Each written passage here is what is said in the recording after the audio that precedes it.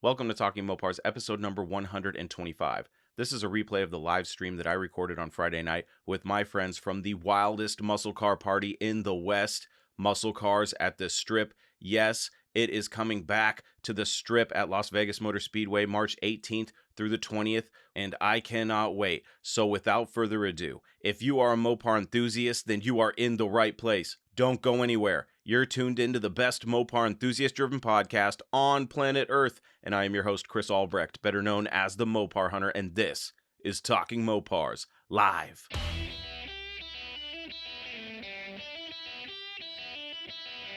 You're listening to Talking Mopars with the Mopar Hunter, your direct connection to all things Mopar.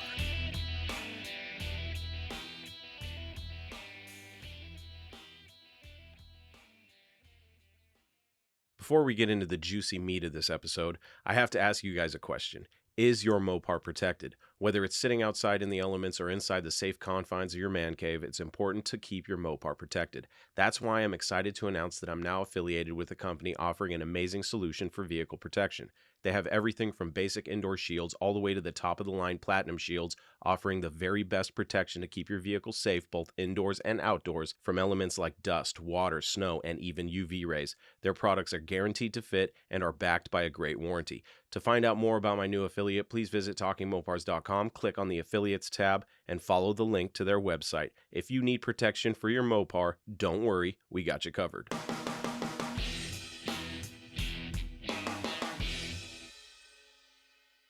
What's up, guys? We are live for another episode of Talking Mopars Friday Night Live. I've got some guests coming in today from Muscle Cars at the Strip. And if you don't know what Muscle Cars at the Strip is, it's an awesome event that takes place in Las Vegas, Nevada at Las Vegas Motor Speedway, primarily on the Strip, the drag strip. I don't know if you guys have ever been to Las Vegas Motor Speedway, but the Strip is an amazing facility, world-class facility, and I had a great time, and I can't wait to go back again this year. It's taking place March 18th through the 20th, and be there or be square. So we're going to bring on some of my buddies from Muscle Cars at the Strip. We're going to ask them some questions and basically promote the show or the event. It's a drag race event, an autocross event, and a show all rolled into one, all muscle cars in Sin City, Las Vegas.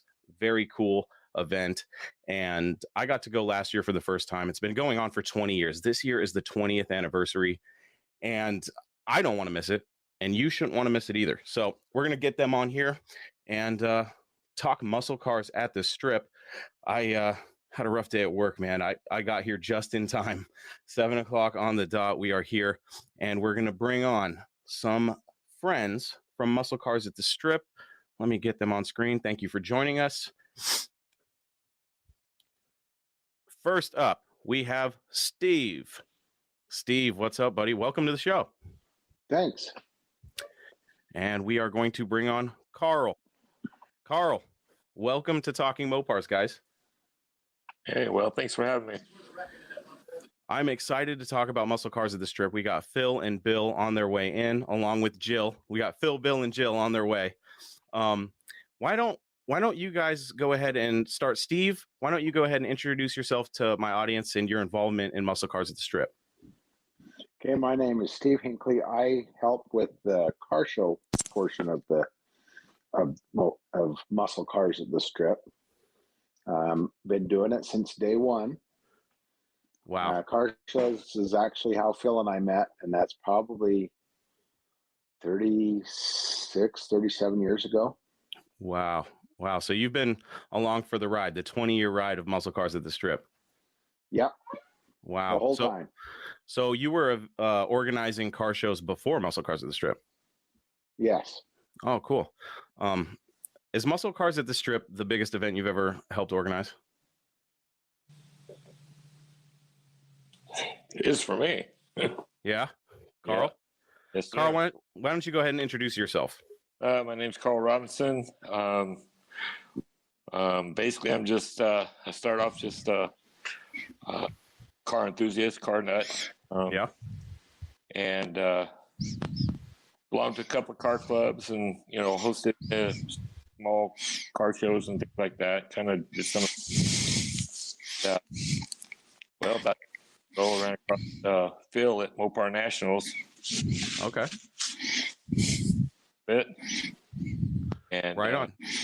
get it going. I'd help him, and I said, sure. Been there ever since.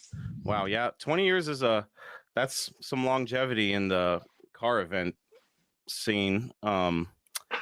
It seems like to me, I was really young when Muscle Cars at the Strip started, so I got to see it through magazines and stuff. And as I got older, it was always one of those events that I really wanted to check out because, when you get a car show, drag race, those belong together like peanut butter and jelly to me.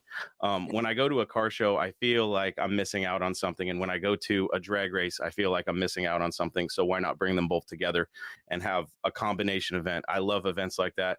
And that's what I got to see at Muscle Cars at the Strip. And last year, from what everyone told me, was nothing compared to years past. And COVID really had it, put a dampener on things. But this year is the 20th anniversary, and we're really trying to promote it to get as many people to come out to Las Vegas and have a great time with Muscle Cars as possible. So I'm really excited to talk about that. And we have Bill Adams in the house. My friend Bill is here. Bill, how's it going, buddy? Good, Chris. How are you? Great. Why don't you tell people, for the folks that didn't catch our first interview before Muscle Cars at the Strip 2021, who you are, how long you've been involved with Muscle Cars at the Strip? Bill Adams Jr. Been helping with Muscle Cars at the Strip since its inception. My father was good friends with Steve Hinckley, and that led to, Phil Painter, the event. One thing led to another, and I've been helping out since its inception. I did miss 1 year when my daughter was born. I think the day before the event, I actually was headed out the door, and my wife gave me that look like, you will die. That's remember not that. surprising. I don't know what my wife would do if she was giving birth and I was like, I gotta go to a car show. Yeah, I gotta go watch some cars you will race. not be alive. Yeah, I might as well start filing the child support. That would be rough. So 20 years. What are some of the fun things that you can tell the audience that you've experienced at Muscle Cars at the Strip?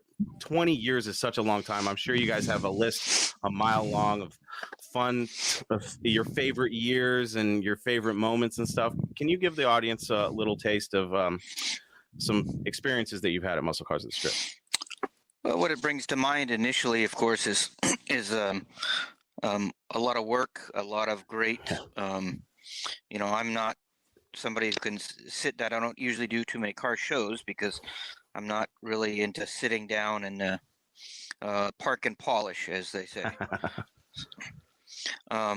So I enjoy working at them. I got to keep busy, but initially what comes to mind is, of course, seeing good friends you haven't seen in at least a year, i.e. Steve, Phil, many others, but mainly it's been a large family reunion for myself, my father, and my siblings, largely my brothers. So that's generally initially what comes to mind, and then other wonderful memories that come to mind, of course, is many other people watching other people do the same things. There's a few great families from Canada that come down that have become very instrumental in the show, and just wonderful to see every year. Great folks, wonderful car people. My son Luke is autistic, called high functioning autistic, but when he first, I think at 9 years old, I convinced my wife that he needed to come with me to the event, go to Las Vegas, Yeah, and be let loose. So I convinced her I had a handle on everything, got a GPS puck you can buy your kids, that yeah. gives you a real time where he's at and what's going on with him. So we put the puck in, got it working, and the wife was waiting on the edge of her seat at home. So we're out in the swap meet, and it Luke enjoyed, like any good car guy. And pretty soon I said, "Okay, Luke, is it ready?" And all of a sudden, a kid that really doesn't pay attention to much looks straight at me, says, "Can I go, Dad? Can I go? Can I go?" Yep, go. And he takes off running, literally the other way. 9 years old, autistic, just holy shit, I'm either going to die, his mother's going to kill me, but, I tracked him. I followed him around. He went to the swap meet, looked at some stickers, Cool. looked at some cars. Then he went to the drag races. Just, it was his first taste of freedom, and just a wonderful experience to have for a kid that, was having a tough time in life. Sure. So those are some of the initial memories that come to mind for me. Awesome. Yeah, I think my wife wants to get one of those GPS pucks for me sometimes. So when I head to these events, she's like, what are you doing? I'm like, don't worry about it. Yeah, fortunately, my wife's not too tech savvy, so I always make sure that little thing is not on her phone, is not turned on to where she can track me, What's That's this, funny. honey? Oh, don't worry about that, dear. Don't worry about that. Steve, what about you? What are some fun memories from Muscle Cars at the Strip? 20 years. 20 years. The funnest things for me, I got to watch Bob Riggle make his last pass. Wow. That was incredible. History. And him coming up after and giving me a big hug. It was just the family thing, seeing all of our friends. There's a pretty close-knit group that comes every year. Yeah. And they are very definitely family. Awesome. It's just, and that's probably my favorite part, because we put a lot of work in. Oh, yeah, absolutely. In fact, Phil recently was asking about some posters, and it's like, what posters? I've never seen them. He says they're right next to you. It's like, I don't get to see those things. I work. That's when you talk about legends like Bob Riggle, it's like, man, I'm so young in this community that I hear about all these legends and I never got to experience them. I hear he's going to be there this year. Yes, is that true? Yeah, I'm really excited. I hope I get to shake his hand. Yep, he'll be there. Yeah, fun he'll stuff. be there. And he used to tell the wildest stories that you're thinking are all made up, and then you hear from someone else, and it's like they're true. Yeah, that's awesome. Carl, what are some highlights of the past 20 years? I have to kind of concur with the rest of the guys. It's definitely a family atmosphere, a chance to get back with people that you've learned to become, or you've actually became friends over all these years. Absolutely. They're I pretty much run the swap meet area, and so those guys, they're just well, some guys are junk collectors, whatever you want to call them, but they're just great. They're great people. They always seem to be willing to help out anybody that's got a problem. There's, racers that come in there that, hey, I just broke something, and everybody gets together and searches the place, tries to find it for them, Absolutely. So racing. So there's a lot of just a close-knit bunch of guys and girls. One of my biggest memories, I guess, of the 20 years, there's so many of them. Yeah, I imagine. And, every year, there just seems to be something that stands out. But over the 20 years, I think for me, the one thing that really stands out is getting Big Willie. Oh, wow. Big Willie come, and his car broke down at State Line. Oh, no. And Phil hit me up and says, hey, can you get a flatbed? Got a flatbed trailer from somewhere. I don't even remember where I got it from, but hooked it onto my truck, and I drove out there and picked him up. And I'd never met the guy. I heard about him. Well, everybody's heard about him, but I never met him. And the stories that he was telling me just on the ride from picking him up, first we had to, he was just so laid back. It's like, no rush. Hurry up, let's get this thing up. We got to get back there, and he's going, nah, relax. So he was telling stories the whole time we were hooking up the car and getting it boomed down on the trailer and everything. Told stories all the way to the track, unloading the car, So that really stands out, to me. Yeah, I can only imagine. Yeah, that's a big name. I've been wanting to do an episode. There's so many episodes of legends in the Mopar community that I've been wanting to do episodes on. I just haven't gotten around to them. Big Willie with the Terminal Island, the Brotherhood of Street Racers and stuff. Man, huge names, and Bob Riggle and Big Willie Robinson. Yeah, that's so cool. And when you guys talk about the community and everybody becomes like family over time. I've definitely seen that when I go to events. Is you can see the guys that have been doing this forever and they recognize each other. And I kind of have my own little group of guys that we kind of, through the internet and stuff like this, we've kind of started developing that kind of that bond and that community too. So I really, it's one of my favorite things about car culture in general. But I see it really strong with Mopars. As you guys know, the Mopar guys are super passionate, and the drag racing community, I've seen that too. You don't have to be a Mopar guy. You just have to be passionate about drag racing, show cars and things like that. There's always those little tight circles. And the networking that can be done is amazing. Everybody knows about a crazy car hidden somewhere, has crazy stories. I'm trying to get Phil in here. Phil is supposed to join us, and I tried to forward him the link. Bill, do you think you could reach out to Phil and try sending him the link to the chat through email? I don't know if he's getting it.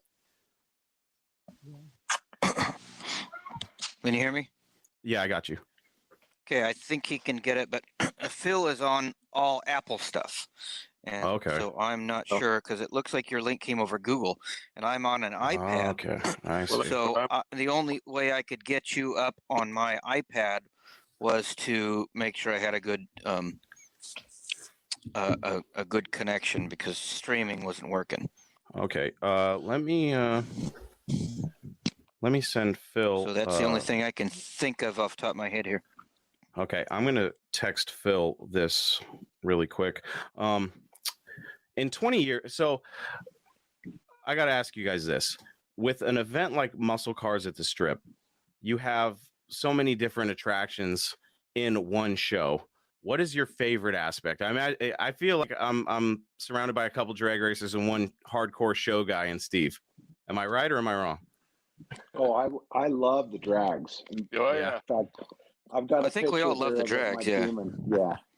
Well, I and didn't what's so get to cool do it about very it often. is the drags there seem to be some of the most competitive drag racing that you'll see just about anywhere. Sure. It's just really, really competitive. I mean, it's very exciting, very thrilling. Some really, really close racing. And I've been around drag racing all my life, and Yeah. been a lot of different events. And someone kind of get, they're just kind of, you got your top 6 guys, and they're going to win every time they have the event. But here you just never know, because it's just that tight. It's these guys come there. They come to have fun, but boy, it sure seems like it's serious when that green light is there. It's serious. But That's it is awesome. also fun to just go and play. I Yeah. drove my 71 Demon down that had a 500-inch motor in it. Oh, Drove wow. it there from Salt Lake. I ran a 1230, or might have even been a 1218. Good mile per hour. And I went to go faster, and it's like, you know what? I got to drive this home. So that's as much as I did. Well, that's pretty hardcore. Driving all the way down there. That's what's unique about this place too, or this event, is I think there's just so many things, so many different like events within an event kind of thing. Yeah. And it's kind of open. If you got a car you want to play with, man, you can put it in autocross, you can take it down the drag strip, you can put it in a car show. I mean, there's just so many things you can do with your car. It's just nonstop. I mean, A lot of them do all of it. else to put it in, we'd put it in it, I'm sure. Awesome. So We have the guest of the hour, Phil Painter, joining us with his wife, Jill. Can you guys hear us? You guys got us good? Yes, sir. Right on. Phil, welcome. I'm glad you could make it, man. A little technical difficulties, but we're all here now, and we're all here for a good time. So, Phil, for the folks that don't know who you are, please introduce yourself. I'm Jill's husband. Jill's husband. Perfect. Actually, it'd probably be funnier if Jill introduced you and told us about you. Oh boy. Yeah. I want to hear that. So do I. Yeah, just don't do it after the event. Oh, I'm No, sure. do it, let it rip. Let's go. What you got? Phil Painter, the creator and visionary of Muscle Cars at the Strip. Probably the best way to put it. What was going through your mind when Phil started doing all this? I imagine you guys have been together for a very long time, and you probably have been there since the beginning as well. When he started organizing this event, how did that go with you? Well, he called me on the phone because he was on his way back from an event and told me that Chris Blair had contacted him and we had the opportunity to rent the Speedway because he had been told no before by the previous manager at the Speedway that we couldn't rent the facility. And so I said, yeah, sure, go ahead, do your car show. Boy, I had no idea what I was getting myself into. 20 years later. 20 years later, 4 kids. I had a little one at the time, and I just remember him being in and so busy. I was like, oh, let me get the mail for you. That'll help you out when I'm running the kids around, which led to opening the mail, which led to processing the mail. Let me help you answer the phone, and answering the phone with a headset on and making dinner with a little one hanging on my leg. And it was crazy. Wow. Yeah. With car show, I don't think a lot of the regular folks that attend these events understand what really goes into these events. For my senior project in high school, I held a small car show in the high school parking lot, and the amount of insurance, permits, and I'm like, I'm a high school kid. You want me to spend thousands of dollars on insurance and permits and all this? I had no idea. And that was a little show at a high school. I can only imagine the amount of planning and preparation that goes into an event like this. So Phil, I have to ask you, what inspired you to take on this event and create it and materialize it? I have to know. You have to know. I have to know. As it's insane. You got to be a little bit insane to Thanks. Appreciate take the endorsement. Absolutely. Come bring the white jacket to my house. Let's go. Extra straps. So all of us that are here tonight have been passionate about the brand, and all of us love these cars. And, you look at the styling in 68, 69, 70, 71 with all 3 manufacturers.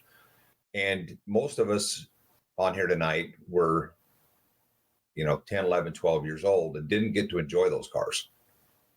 And by the time we got to high school, most of those cars were in pretty rough shape, but you never forgot them.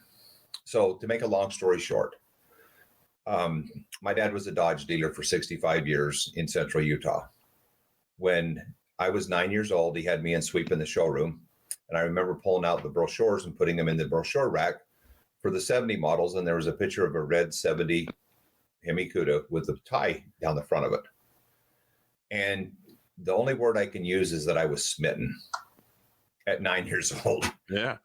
And so I finished my job sweeping the floor, and then I went into my dad's office and I says, Dad, I have something I want to talk to you about. Now, keep in mind, I've got 6 older brothers, and my older brothers were fairly rambunctious people, to put it mildly.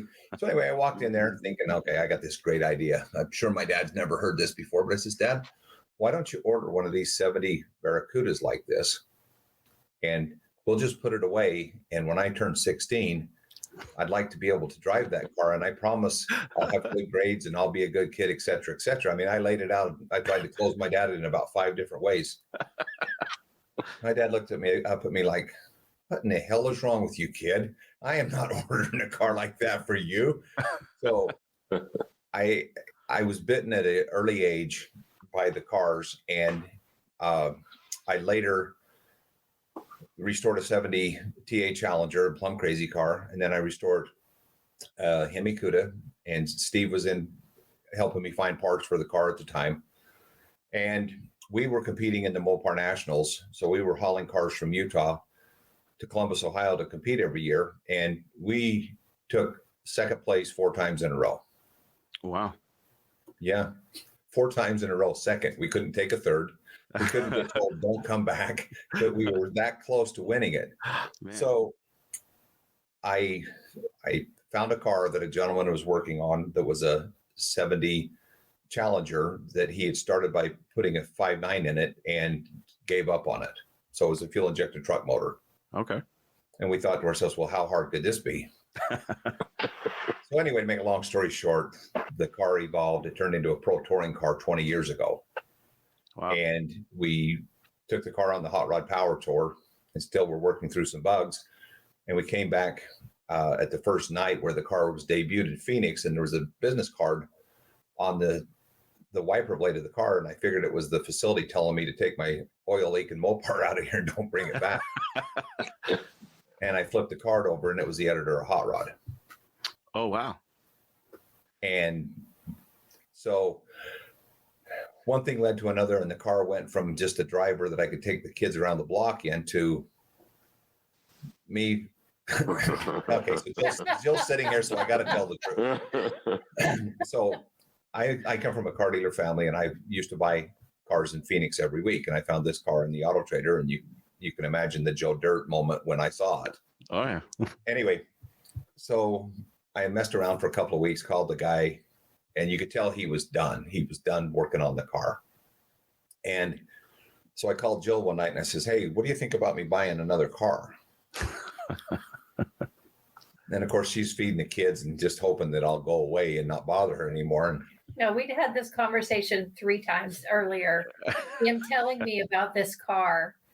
So what I finally said was, okay, you've been mourning long enough over selling that blue Cuda. Just buy the freaking car. so, Out of frustration. so in that moment, being the wise guy that I am, I just says, well, honey, thank you. I promise I won't take it to car shows. I promise I won't go crazy with it. What was the third thing I promised you? I don't know, but it's all lies. So, you heard it from Jill. So anyway, make a long story short, this car evolved, and I had some really great friends in Las Vegas that helped me figure the car out. Chris, we figured out that we were in over our heads when we called the Chrysler engineer that was programming the performance computers and says, this is what we're doing. This is what we'd like to do. How do we do that? And his answer to me was, I don't know, but when you figure it out, let me know. Wow. Okay. So a long story short, the car competed at the Mopar Nationals 3 years in a row after being on the cover of Hot Rod. And every summer we'd bring the car back to Las Vegas after taking second, and we tore the car completely apart again. Wow. This is important information for anybody that comes to our event, because we see that look in their eyes. Carl knows it, Bill knows it, and Steve knows it. When a guy has put his blood, sweat, and tears, and it's his passion to bring a car in. If nobody gets anything else out of this podcast tonight, it's that we've been there, and we appreciate the efforts of people to go the extra mile and to finish these cars. So the answer, the rest of that story is, before we were done, we ended up blocking. I mean, when I tell you that we tore the car apart, we tore it completely down to a shell 3 times. Wow. And it ended up with bare brakes on it. It ended up with Hotchkiss suspension on it. It ended up with a 406 stroker that was fuel injected. It ended up with a Vortex supercharger on it. So remember what I told my wife I wasn't going to do? Yeah. Anyway, to make a long story short, there's a theme here, and I think it's called Pinocchio. So when we won the Mopar Nationals, a good friend of mine ran the show in St. Louis, and this is the answer to your question. So a friend of ours ran Monster Mopar, and I bought a lot of parts from him when I was putting these cars together. And he says, why don't you leave your car at my house in St. Louis after you do the Nationals and come back and do Monster Mopar the 1st of September? You can leave your stuff at my house and I'll take you to the airport. So that was what we did 4 times. So the 5th time we won the Mopar Nationals. And again, he says, why don't you leave your stuff at my house? So I dropped Jill off at the airport. She was going to fly home to take care of her children. And we had put in an application to the Las Vegas Motor Speedway, and they flat turned us down. Told us it was the stupidest idea they'd ever heard. Wow. So while we're out trying to win the Mopar Nationals, we didn't know this, but the track tried to do a Mopar night in the middle of August. August. Too hot. And they had, how many people do you think showed up at that, Chris? What year was this? 2000. Probably in 2000, yeah. Probably like 17 or 18. Yeah. Yeah, in August. Nobody wants to go out. Yeah. So I'll tell you the answer to that after I tell the rest of the story. So I'm sitting at the airport, and last thing I said to Jill was, just like when I bought the green Challenger, here's the Pinocchio moment. I says, when we get home, I want to sell the car. I want to sell the trailer. I'm through with this. I traveled all the way across the country. Okay. So she hops on a plane to fly home, and little did I know it, but the track had put in a new track director while I'd been gone. Oh. And while I'm sitting in the overflow parking in St. Louis waiting for her flight to leave, I get a phone call from the Las Vegas Motor Speedway, and they say, hey, we found your turndown application. Would you like to talk to us? It took him 2 days and his half of his drive home to even bring it up to me on the phone. So, Wow. So the answer to your first question was, how did we get into this? So we've been passionate about cars, and we want people to know that. You know, if you are not passionate, and I think you got this from Bill, Carl, and from Steve, if you're not into this, you have no business doing it. Yeah. Because the business side of this is so much different than people think it is. So while I was helping with and showing my cars in St. Louis, my good friend let me see how a show works. He opened up his books and he showed me how much things cost. And when I told him that I had a chance to do this show in Las Vegas, he and about 10 of his friends all said, yeah, why don't we go do this? Did you catch the we part? Yeah. Yeah. So I came back to Las Vegas, sat down with the track, and the track turned around a contract, shoved it across the desk and said, this is what it's going to cost you. And it's win, lose, or draw. Yeah. You're going to pay that amount, whether you have 5 people or 500,000 people. Okay. What would you do, Chris? I've made some questionable decisions in my life, but I always follow my heart. And I probably would have said, I know that there's people as passionate about this as I am. It's just a matter of getting them to come and to know about the event. I would have said, okay, I probably, like when I buy cars, I really don't care how much it costs. I'll figure that out later. I just feel like I would have just said, okay, well, I'm going to have to figure out how I'm going to, like, do you want a down payment? Can we do, like, what No, that's not how this works. Are you going to run my credit or what? They will run your credit, yes. I'm sure. They want to know that you have the financial capabilities to rent those days. I mean, it's a pretty serious contract. Sure. So like any person, I says, I need to, let me have a copy of that. Let me go make some phone calls. To the wife, right? First call, Jill. Well, no, she was last. Why would I call her? She's going to Debbie Downer that all day long. We already had 2 other businesses. Well, honey, I hope you have a divorce attorney lined up because you're not going to like this.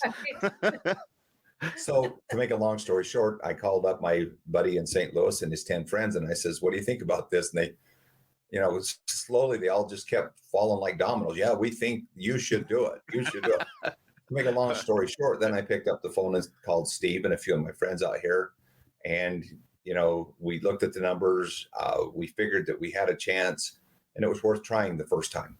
But what people don't understand is we got the date in September and we had to have an event ready in March. Now, the normal event time, the normal turnaround time for a brand new event is at least 2 years. And that's 2 full-time professional people working on it for 2 years. Sure. What we didn't understand, Chris, was how many people had lived in the other cold climates that had moved to the Southwest. When we started this, my wife could vouch for this, but I basically worked around the clock for 6 months. Pretty close, yeah. There were lots of late night, long days. Oh, God, I can imagine. We had a lot of naysayers that say, I hope you land on your ass. I hope you don't make it. Wow. But I had just as many people. Once we had to figure out what a website did. We had to figure out, no, I'm serious. Oh, yes. 20 years ago. Well, yeah. We didn't have a website until a couple of years in. Yeah. So we were doing everything off of ads with the source codes on them. Wow. From And paper flyers, Phil traveling to events to get the word out. Yeah. so, to make a long story short, we knew we had something when we took this green Challenger that we previously spoke about, when we took it to the SEMA show 2 years before that. And in SEMA, before you go in on Thursday or Sunday night, you stage your cars. Mhm. Everything rolls in on Sunday. And myself and Mike Staveski, Mike had a Viperized CUDA out in the parking lot sitting next to me. And people just kept coming by looking at him going like, holy crap, did you guys really do this? Well, we figured that there was some passion there. And then the next day, some guys from Chrysler come out and took pictures of both of our cars. Now, this is in 2000. The thought of ever having a new Challenger was not on anybody's mind, was it, Steve? Yeah. Was it, Bill? Not even. Carl? No. No, not even close. So I got a couple of trash talking car salesmen standing around with me as these guys are taking pictures of our cars. And one of them just pipes up and says, hey, look, if you build it, they'll come. How damn hard is it? I want to Wow. crawl in a hole. But 8 years later, or 7 years later, they brought a car and showed a prototype at the event. So back to the story about the event. The one thing we didn't understand, that we didn't fully know how to leverage. So we got the date in September, and the guy at the track, when I finally signed the contract with him, and he's probably one of the most successful track managers in the country now. The one thing he said to me is, you need to take this serious and you need to give it 100% effort, because this thing will kick your butt financially if you don't give it 100% of your attention. Oh, yeah. Now I'm sitting in the corporate offices when I hear this, and I realize that the financial risk I've just put my family in. Yeah. And so people need to understand that you don't even get a consideration at a track like one that is owned by Speedway Incorporated unless you can bring it. Yeah, But absolutely. what was interesting is we get the date in September, we go to SEMA that year. We have the warm fuzzies because people like what we're hearing. But here's the strange thing. So we put a couple of ads in the Mopar magazines, and this is what's really changed over the years. We used to have 5 Mopar magazines that we could put an ad in Yeah. to advertise the event. How many do we have now? Gosh, I think there's maybe 2, 3. Okay. Collector's Guide. I think There's Mopar not Action's 5, is still there? around. No, absolutely not. So we put a business, or we put an office in our home. And I just told Jill, I says, with these other 2 businesses, I'm going to have to work a lot of hours. And I just leave work the hours where I can at least see our kids, because our kids were small. And when we got to the first of the year, the phone starts ringing, and I don't recognize the area codes. And to my complete surprise, I start talking to Canadians. It's like, well, you guys got the wrong number. What are you calling me for? And they want to be part of this Mopar show. And it's like, I get up and walk in and tell Jill, some guy from Canada just called us and he wants to come to an event. So where this is all going is, and this is why we have the tagline of the event, that it's people, passion, and performance, because the passion of everybody is what's made the event successful. If people didn't care, there's no way that this thing could make it 20 years. Sure, absolutely. But you can ask Carl, you can ask Bill, and you can ask Steve. When you see people roll through the gate and they roll in and you're old friends, that is probably the greatest blessing that has come from being an event promoter. It is like a great big family reunion. Yeah, that's something that I like to see, definitely. 20 years, man. You guys all must have just a giant network of friends that you've made over the years. And I mean, it's got to be, is Muscle Cars at the Strip the event that do you guys stay in touch, or is it like we all see each other once a year at Muscle Cars at the Strip and it's like we've never missed a step? Are you talking about the 5 of us, or are you talking about the crew, or everybody that comes? I imagine that you guys have made some really good friends over the years, just of people that started showing up and they started being regulars. I can't imagine it's a new crop of people every year. I imagine you guys get some, hardcore, you know, people that have been doing it for 20 years and they love the event. They love to come out to Las Vegas and they love how the event's structured. I imagine you guys have made quite a number of relationships with, you know, not only just people that are involved in the event, but people that have come to the event for 20 years. I mean, I imagine that's longevity. That's serious longevity is 20 years. It's both. There's quite a few that we keep in contact all the time. Yeah. Some of us go back. I mean, I knew Phil and Jill before they were married. They were putting that purple TA together. When I met Bill's dad, he couldn't have been in his early teens. In fact, I didn't meet him till way later. So these are a family. Yeah, we said what, 83, so I was 13. Yeah. Wow. Amazing. So, Chris, this brings up a really good point. And one of the things that you wanted to talk about is the nuts and bolts of the event. Yeah. And so let's address this right now. So we all feel very blessed that we've been able to do what we do. Mm-hmm. And when we saw the changes coming with the event, which is the aftermarket and the aging out, when we started this event, we knew we had to work like hell because we had a 10-year window. And it was nonstop for the first 3 years. As soon as the event was over, I was on the next one. Yeah. No, seriously. I mean, no, I believe it. And we knew that we had a 10-year window because the people that had these cars as high schoolers at the time were in their 50s and now they're in their 70s. Mm-hmm. And we had to make a choice about 5 years ago whether we were going to roll with the punches and roll with the changes or get stuck in our way.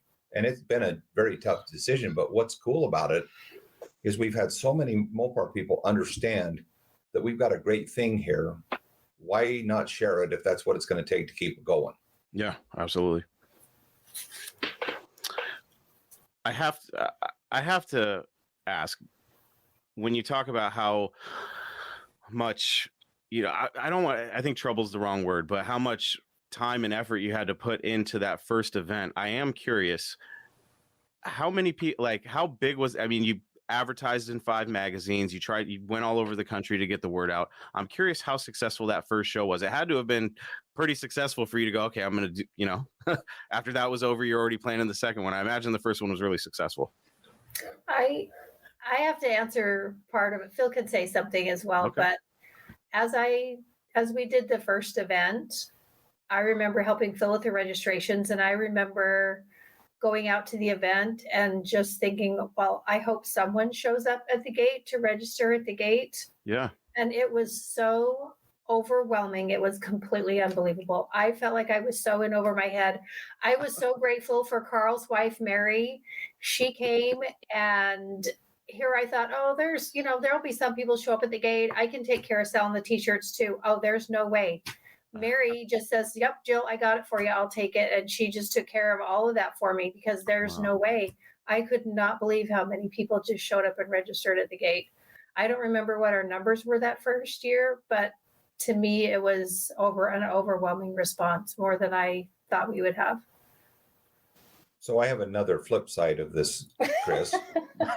So once I got the date, I mean, I called Steve frequently because he was my sounding board. You know, do you think we can do this? Do you think we can do this?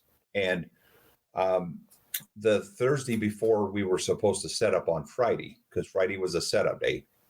Okay, on Thursday, my buddy from St. Louis flew in, and I had Bob Riggle with me, and I took him up to the corporate offices because they wanted their deposit, and they wanted the check so that they could build the event, because the event's going to happen on Friday and Saturday, or Saturday, Sunday. Not Friday, but Saturday, Sunday. Uh-huh. So we're standing in Chris's office, and he says, so, you know, how many people do you have coming?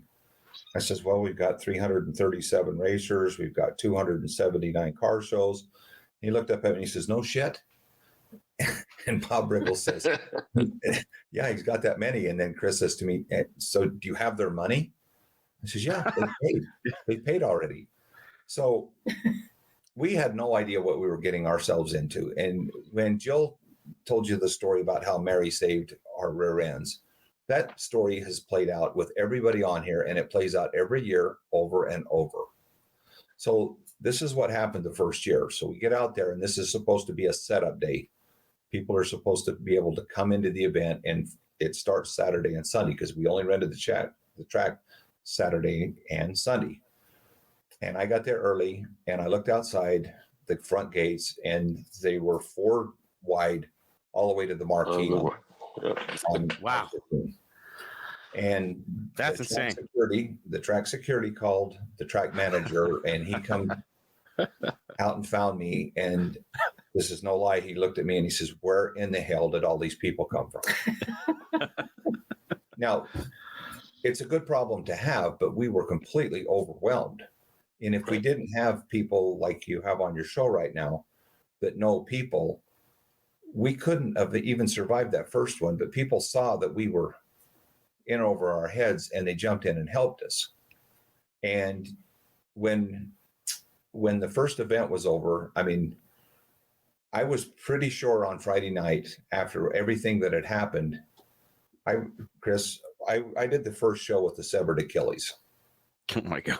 In my left leg. Wow. So on Friday night, after I figured that we had screwed everything possibly could have screwed up, I figured that they were going to zip tie me to the fence and people were going to come by with a baseball bat and beat the crap out of me. Jill first, or? Yeah, she was the one carrying the golf club. She had the 3 wood. At that point, I would have definitely rescued him. But this is the good side of this story, Chris. I started looking around, and nobody cared about Phil. They were sitting in a pit with all their friends, barbecuing dinner, telling stories, having a great time. Nobody cared about all the things we did wrong. All they cared about is what went right. How did that feel for you, Phil? Standing there at the first event, looking around and seeing what you created, that had to have been a crazy feeling. Just like, wow, you had to have been overwhelmed, I imagine. Well, so overwhelmed is a very, very shallow word. Let me put it to you this way. If you've tried to put on a car show and a drag race, and you've got more people there than even the track thought you were going to have, it was just a combined effort of everybody. There wasn't a minute to sit around and pat yourself on the back. No, right. Sure.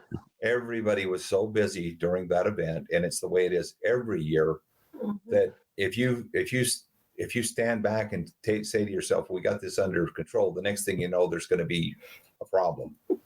So every one of us that have done this event for 20 years understands how important it is to be on your best game, because anything can happen.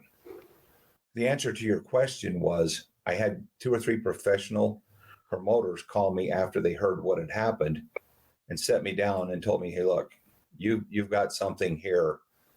If you'll listen to us and you'll take some professional advice and you'll treat this like a business and not a hobby, you might have a chance of this having some legs under it."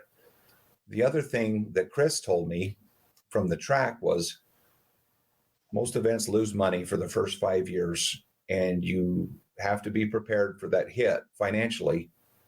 And if you chicken out during that 5-year period, the magic normally comes at number 6.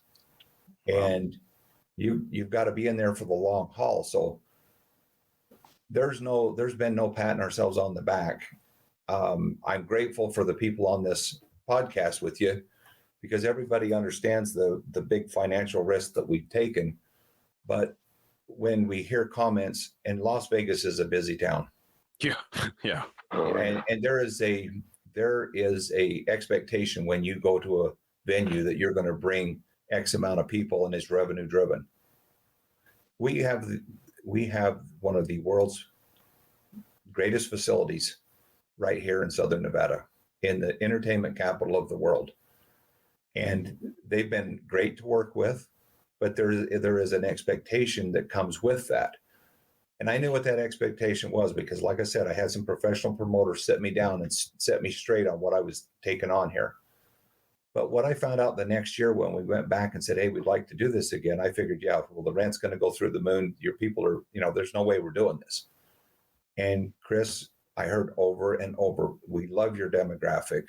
It's like hosting a barbecue or a family reunion. Now that's when you realize that together as a team, you've got something. When a hotel in Las Vegas that hosts an event 52 weeks of the year tells you that, what would you do? You got to pay attention. Oh, absolutely. For the people, I don't think, like when we were talking about that first event and how many people showed up, and Jill was explaining how many people were there and how she was shocked. For the people that haven't been to Las Vegas Motor Speedway, that was Las Vegas Motor Speedway is the biggest, because I haven't been all over the country and seen all the other tracks. When I went to Las Vegas Motor Speedway the first time, I was shocked at how big that facility is. So when you say, like, I know what area you guys are talking about, and you're talking about lines of cars, and I'm not sure if everybody that listens to this or is watching this understands that it started off as Mopars at the Strip, and it evolved into muscle cars at the Strip. So you're talking about an event that was strictly Mopars, and the Mopars came out in droves. That's kind of amazing. I really, I wish I always say that I grew up in the wrong era. I wish I had seen and been able to attend those first few events, because it's the beginning of Mopar history. You've cemented yourself in Mopar history because it's one of the best Mopar events. Everyone that I talk to that has been to muscle cars at the Strip, or when it was Mopars at the Strip, has nothing but good. I've never heard a bad thing.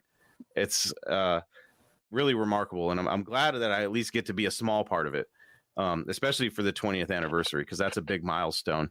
What are your feelings like? At 20 years, that's crazy. You have to have some feelings, some strong feelings about doing this for 20 years. Or when are you going to, are you ever going to hang it up, or are you just going to do it until the very end? Because it's not easy, and you don't do this full time for a living. This isn't your day job organizing this event, is it? Well, it's become a full-time gig. Sure. For Phil, not for me. Yeah. Unfortunately, he only gets me part-time because I do have to work full-time. But I think your answer to part of your question of it being amazing for 20 years. I remember when we started, and a couple of years in, Phil says, you know what, you look at the age of the cars, you look at the age of a lot of people coming to the event, and I don't see a lot of, younger people coming in. We might only have 10 good years to do this event. So looking back at it now, being 20 and switching to muscle cars, it is pretty amazing that we've done it that long. I can't believe that we've done it that long. We went from our youngest being 3 to she's grown up in the last probably 6 years, took over selling the t-shirt trailer from when she was about 14, 16, Wow. with her sister. So it does kind of blow our minds, the amount of time. So I'll address your second part of your question. Are we going to do this forever? Absolutely not. Yeah. And the reason being is when the quality goes out, and between the 5 of us can't be proud of what we've done. And when the support's not there, then the magic is gone. Sure. So I've done most of the talking here, and I apologize, but I've lived the hell of COVID.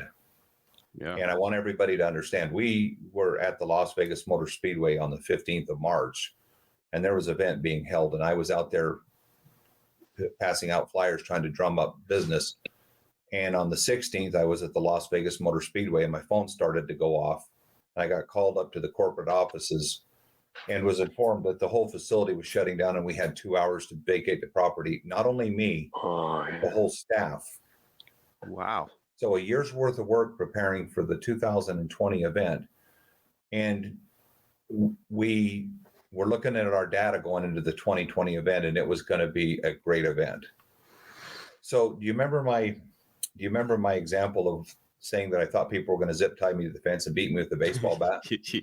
Yeah. That happened on March 16th of 2020. I can remember leaving there because it was not negotiable. There was nothing I could say to anybody. I had done a lot behind the scenes with public officials to make sure that we could get the event in. But here's the magic of the show, Chris. As devastating as that was, and dealing with this whole deal with COVID on an outside event, and you guys can judge for yourself, but we've got 1 million square feet of asphalt just in the drag race paddock. There's plenty of room, but because it got shut down, and we had to let people know that it got postponed because we had no say in it. If the Speedway comes to you and says all of our employees are leaving, they have to be off the property in 2 hours, you get the message that this thing's done. Yeah. Here's the magic in the event. Everybody gave us the benefit of the doubt. And for the most part, would you say, Jill, 98% of the people have been nothing but supportive? Oh, yeah, for sure. And if anybody would have wanted to blame us and take a shot at me, I'll give you my phone number, 256-8254. But people were understanding. They just wanted to get back to the things that they loved. That's the magic in the event, Chris. If you're sitting home, so let's talk like Mopar people here for a minute. If you're sitting home and you're looking at magazines and you're daydreaming about the day you can get that dart out of your backyard and make a show pony out of it, we hear every year, and I'm being kind of rude here, we hear people say to us, and you're laughing, Chris, because you know where I'm going with this. I'm laughing because I probably said the same thing that you're about to say. So I'm the guy you're talking about. So continue. Well, so let me say it because I could be the jackass here. But we still have people say to us, one of these days I'm going to come. Well, my hell, it's been 20 years. What are you waiting for? An invitation? So here's your damn invitation. Pack up your crap. Come with your friends. If you come to the event and you watch this podcast and you're not impressed with what you see at the Las Vegas Motor Speedway at Muscle Cars at the Strip, I'll give you your damn money back. That's true. He will. I will interject here and say that when I showed up in 2021, I was amazed at the facility. I was happy because a lot of my local shows were canceled. So to know that I could go to one of my favorite cities in the world for debauchery and all that kind of fun stuff and participate in an event that is, my passion, cars, was great. And when I got there, when the sun set and I looked at the staging lanes, I was like, I got to go over there, and every single person that I talked to was so happy to be there. It was like, because the past 2 years, we've all been kicked in the dirt and kicked in the face. Phil, maybe you a little bit more than others, but thanks. Appreciate that comment. Good that was, for hell's sakes, Chris. I got a weird feeling when I was in those staging lanes talking to people because they seemed genuinely happy as I was to be out and about doing something that I loved. And I can only imagine what the 20th anniversary is going to bring when I know the mandates are getting lifted everywhere. So for those people that have been like me, dying to get out and experience your love of cars again, because a lot of us have been shut down and a lot of great events have been canceled. So what better way to get back to normal than to go to Las Vegas March 18th and 20th or through the 20th to Las Vegas Motor Speedway and participate in muscle cars at the Strip. That's my soft pitch. I think it's going to be a huge event, and I'm really excited to see what happens when things are opened up and it's like, okay, COVID, you're done now. You're over. We're ready to get on with our lives. How excited are you, and what are your expectations for this year? Who do you want to answer that, Chris? All of you. I'd like to. Let's get everybody. Well, I'm definitely excited. Definitely. I'm definitely excited because, like you said, everybody's been, held down, cooped up. Yeah, whatever you want to call it. I think it's going to be a lot of fun, like it usually is. But I think this time it's going to be a little extra special. I think people are going to be have that little bit of extra bit of gratitude, just to be out and get to be with people and mingle with cars and smell fuel and burnt rubber and just have fun. Just have fun again. Just a chance to go have fun with some loud cars. Carl, you're getting me excited. That's what I like to hear. Steve, what about you? I'm excited for the show because I think we've really dialed in a lot of things over the years. And there's a few more things I think we're going to try this year that I think are just going to make it over the top. Awesome. I mean, if you want to show a car, this is the place to do it. Definitely. Bill? Well, Wake up, Bill. there's some new partners involved that I think are going to be exciting to see what they do. There's it's changed. The tenor has changed over the years as we've had to change. There seems to be some younger people getting involved. And I like to see I like the transition that's happening within the muscle car community is a kind of away from purist originalism. And now I say that as a somewhat of a purist originalist myself. Yeah, sure. But I like to see that everybody's appreciating everything a lot more. Yeah, I think that seems to be one of the biggest changes, welcome changes in the car community. Is hey, I'm all Mopar all the time, but I appreciate a lot more all the other stuff. One of the neatest comments I've heard about muscle cars this trip just this last year was, and I think it was just something online said, "Yeah, man, that was a great show. It's a bit Mopar heavy, but it was a great show." And he said, "But that was kind of neat because you never go to a show that's Mopar heavy. They're all Chevy or Ford heavy." Yeah. So to have that comment, it's a great show. It's a little Mopar heavy. Okay. But it was a great show. I think I think that wears well. Well, you're definitely speaking to the right audience. Phil and Jill. I know Phil's has been working on some really exciting things because, like you said, for 2020 we really had some cool things prepared. So he's just tried to build on that and even add some new things. He can tell you about the new things he's added. But we have some sponsors that have been with us for the full 20 years, a handful of them, and they've been fabulous. We have to give them a shout out because they've become really close friends to us as well. And we couldn't do it without them. But he's got some new people coming in and some that have been in and out in the past. And so it's going to look really good. So go ahead. I got nothing. No, hey, I got plenty to say here. So we know, Phil. Well, I have to. I'm the guy that lives this. I either can present it and you're going to say to yourself, "I want to go," or you're going to say, "I don't like him. I like his wife though, but I don't like him." Hey, look, here's one of the most exciting things that we can share with you. So we have a contest called the World's Ultimate Mopar, and I was just at Barrett-Jackson. And every year, some of the cars that win World's Ultimate Mopar, when they're on the stage being announced, one of the accolades that people lean on is the fact that it won the World's Ultimate Mopar, GM or Ford, at Muscle Cars of this trip. So one of the cool things that's going to happen this year is in the World's Ultimate Mopar, Chevrolet, or GM and Ford, if you win the stock category in Las Vegas, you get an invitation to the sold out McCacken show in Chicago. Really? Which is there are people every year. They're already turning people away for the McCacken show in Chicago. But if you win the World's Ultimate Mopar stock in Las Vegas, you get an invite to that show. We are so excited about that I cannot tell you how excited I am to have that part of the event.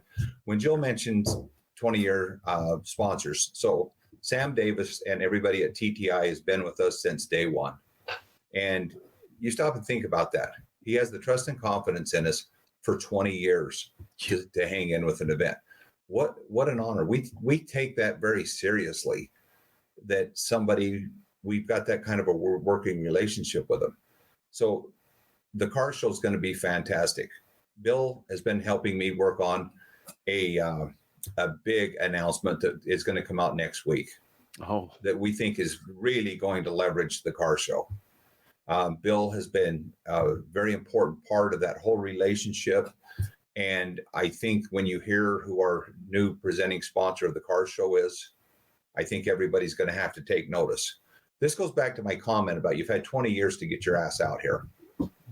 What's it going to take? So we're going to unload the guns on you. And if next year you say, well, I should have went to the 20th anniversary. What if there isn't a 20th anniversary? What if the 5 of us decide to go fishing? Seriously. So we talked about the car show. We talked about the involvement of TTI. We're going to give away 2 Lifetime Achievement Awards. And the first one, if you're a Mopar guy, you're going to recognize this name, Bob Mazzolini. Really? If you've ever bought a part. Legend. Who said legend? Raise your hand. Okay, that's you, Chris. Bob Mazzolini is going to be there, and he's going to receive a Lifetime Achievement from the 5 of us. Awesome. And along with Bob Mazzolini, Sam Davis is also going to get a Lifetime Achievement Award. And Chris, you were there last September, and you watched the community come together and do something very nice for Bill and his family, especially Bill's son, Luke. Yeah, 100%. From an event standpoint, we had to beg for that September date just to get it. The Las Vegas Motor Speedway is very busy. And they changed their mind a few times. What's that? And they changed their mind a few times. Wow. But what people don't realize is we had no choice in the time of day because we had to run it at night because it was too hot. It threw people off on the car show. It threw people off in the swap meet, and it threw people off in the manufacturer's midway. But it was the only 2 days we could do the event, and we had to be out of there at 8:00 in the morning on Sunday. And Jill and I left just before the next group of racers came in. Wow. People don't understand how busy the Las Vegas Motor Speedway is. We literally had to beg for that date. But on Friday, I looked at Jill, and she looked at me, and she says, "Why would we ever do this again?" Okay, I'm not kidding you, Chris. If there was an event that fought us, the September 10th date fought us from the day we said we'd do it. On September 11th, we went out to the track and the magic happened.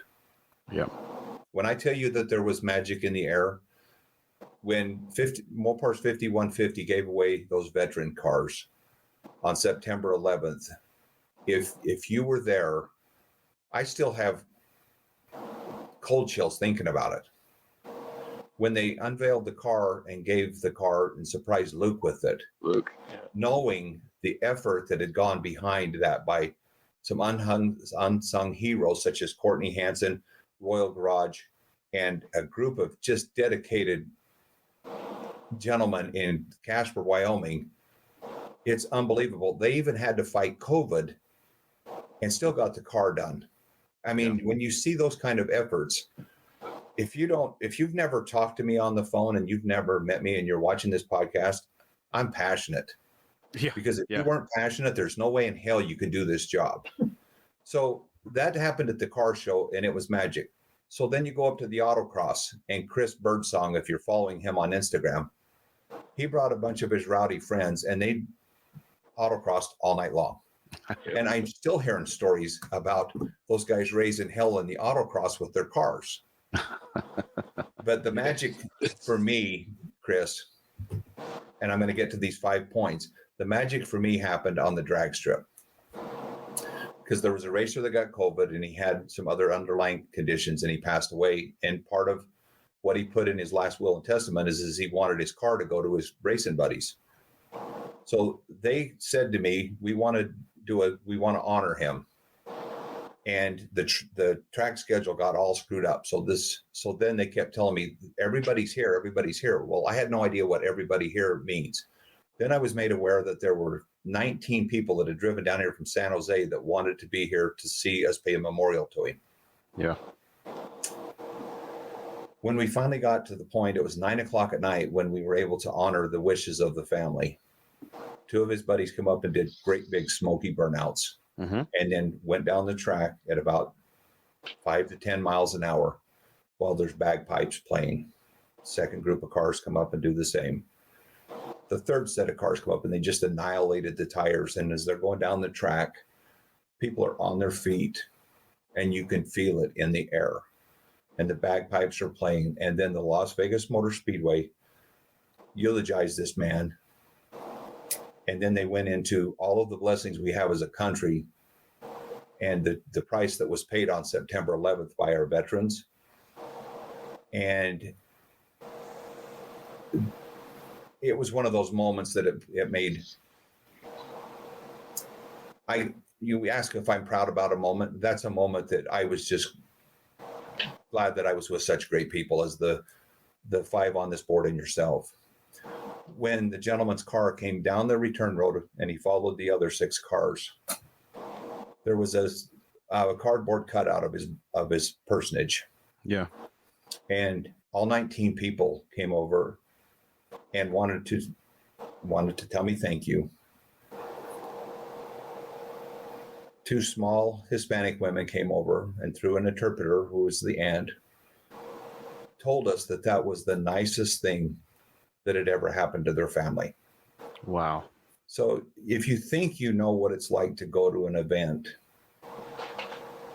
make the effort to come to an event and to experience an event and to be able to see those things. I mean, when I tell you that the Las Vegas Motor Speedway put on a spectacular tribute to this young man, it's all about the people. And that's why we have the tagline, people first, passion and performance, because it really is about the people. And if you've never been to the event, find a way to get here. Our biggest disappointment is when people won't come and partake of it. And, you know, if they're not coming because they can't afford it, get a hold of you. We'll figure out how to get you there. Absolutely. Because you're going to see something, and that's what I'm most proud about, is the people portion of the event. We just sent a Lifetime Achievement Award to Tom Skonsberg in Red Deer, Alberta, Canada. He's had some health problems. Now stop and think about that. A guy in the desert sending an award to a guy in Canada. How does that happen? Well, Tom Skonsberg, for years, brought down cars and won the world's ultimate Mopar because his cars are absolutely stunning. And then, Chris, if that wasn't enough, he had another trailer that he would break out his super stock and come out on the racetrack and raise hell in his CUDA. So if you think you've been to the event, folks, this is what you're missing. Get your ass out here and see why the rest of us are doing all of this. Yeah, so, I definitely agree with everything you said, especially during the tribute. That was very powerful. I was on the track when that happened, and you could feel it in the air. It was definitely a powerful moment. And as far as getting your ass to Las Vegas for the event, last year was my first year. I can only imagine what the 20th anniversary is going to be like. So I'm asking everybody that watches this and listens to this to come join me, come join Phil, come join Carl, Steve, and Bill, and of course Jill, the lovely Jill, for this amazing event. You know, we can all sit here and stand on the rooftop and stuff, but what people don't understand is if we don't come out to these events, they will not happen. And if you're a car enthusiast and you're passionate about this kind of thing, then you have to support these events. Not to mention, there are an amazing fun time. I had a great time, and I've been thinking about the 20th anniversary of Matt's since the last one. I was like, man, I can't wait for the next one. And I really, it's funny because you're saying, you know, if you've been thinking for 20 years about coming out and you haven't could get your ass out, I realized I was like, I've been missing out for 20 years. And I'm just so glad that the 20th anniversary, I can't tell you how excited I am to be a part of that. I'm super excited, and I see in the comments that there's some people heading out thanks to my influence. But I'm really excited to see everybody that's coming out, and it's going to be a great event. And you left us kind of hanging, saying that in a week you're going to announce something.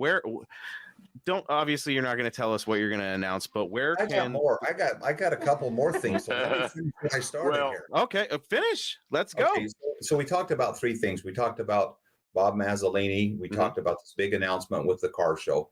Yeah. And this is really people refer to this as a car show. It's a 4-ring, 5-ring circus. If you came just for the car show, there's so much more. So we've talked about the car show. You're going to get to see some of we have a 70 Hemi Cuda coming down from Edmonton, Alberta, Canada, that won at McCacken. You're going to get a chance to see that car. Oh, wow. Okay. Again, somebody's got to bring this stuff up. So the car show is going to be phenomenal. And the chance to get to go to McCacken is going to be off the charts. The big sponsor that we're going to announce next week is equally as important. The autocross. Chris Birdsong is now got a hoopty challenge out on Instagram for people that have never been on the autocross, because they want to come out and compete. And everybody thinks they've got to have a special this or that. And if you go to Chris's page, which is at Junker Up, Chris Birdsong, he's really doing a great job to bring people out. So here's the other part of the autocross, and we're going to have a big announcement about the autocross next week. So if you're bringing your wife and she's saying, well, this is dumb, it's a car show, I'm going to sit in my lawn chair just like we've done at every other car show. No, sweetheart. If you go to the autocross, you've got a chance to ride in a 60 or a 74 Dodge Scamp with a 6.4 Hemi in it that looks like it was your grandpa's car. And it'll frickin' blow your mind how the car behaves. You have the You have the opportunity to ride in a Tesla Plaid that is set up for the autocross. So you get to hear that silent whisper, raising hell. Oh boy. And our new sponsor of the autocross is also going to bring in a stock car and take you for a ride in it. And then they're going to offer you a ride in a fully maxed out G machine. Really? If you've never been in an autocross car, it's an experience that you need to be in, because you think your car handles. If you're not strapped in that belt when you go around those turns, you're going to experience something that you never have. And every time somebody's done that, when they get out, they've got a grin on their face it's ear to freaking ear. Sure. So let's talk about drag racing for just a second, because not only are you going to have a car show, you're going to have vendors, you're going to have a swap meet, you're going to have the manufacturer's midway, but we're bringing in the 2 fastest Hellcats in the world. Okay. They're not the 2 fastest Hellcats in my imagination. We're bringing in Leon Epling, who was the record holder from 2015 until October 14th of 2021, when another Hellcat racer named Kevin Helmick took his car, brought it off the trailer, and was the first person ever to run a 699 in a Dodge Hellcat. For all you guys thinking, oh, that's really cute, that's in a quarter mile, not in an eighth mile. Yeah. Okay. The fastest Hemi super stocks in the country are getting into the 830s. Yeah. And they're pushing the envelope right. Yeah, these guys have already been 699. Let that sink in. Let that marinate. Okay. Right. You think your shit's. Well, and that's the other cool thing about this event too. I got a lot of sites and stuff that are all these new muscle. I call it new muscle, young muscle, modern muscle. Yeah. Yeah. And all these guys are tinkering. They're changing, pulley sizes. They're changing blowers. They're changing injectors. They're really tweaking on these cars, and they all think they got something. I keep telling them, I said, look, bring it out here, bring it out. This is the best place that you're going to get a chance to put it up against something you don't know, and you can find out if your work is really paying off, if your cars are really starting to step up to where you think they are. A lot of these guys are doing this stuff. They have no idea, because they really don't have any place to run it. If they do, they just run it, down a track with no competition. So this is a good chance to come bring it. You got strangers that you'll make friends with. Trust me. This brings up an interesting topic when you talk about the new muscle and stuff. You guys have been doing this for a long time. You've seen the old cars, the super stocks. Everybody loves super stocks. What are your guys' opinions on the new muscle and these Hellcats and the amount? It seems like the modern muscle movement has kind of breathed, or it seems like it's given new life to what we love, and it seems like the younger crowd is getting involved now, and it's like 100 shot of nitrous, dude. Yeah, well, it's a shot. He, as Phil just said it, it's a shot. Yeah. This is a good jab. It's going to be a lot of fun.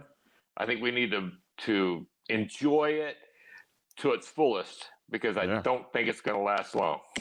As somebody who's interested in perpetuating the hobby, a club, the entire thing, interested in keeping the history alive, I see the new muscle car owners as a wonderful addition to the entire hobby.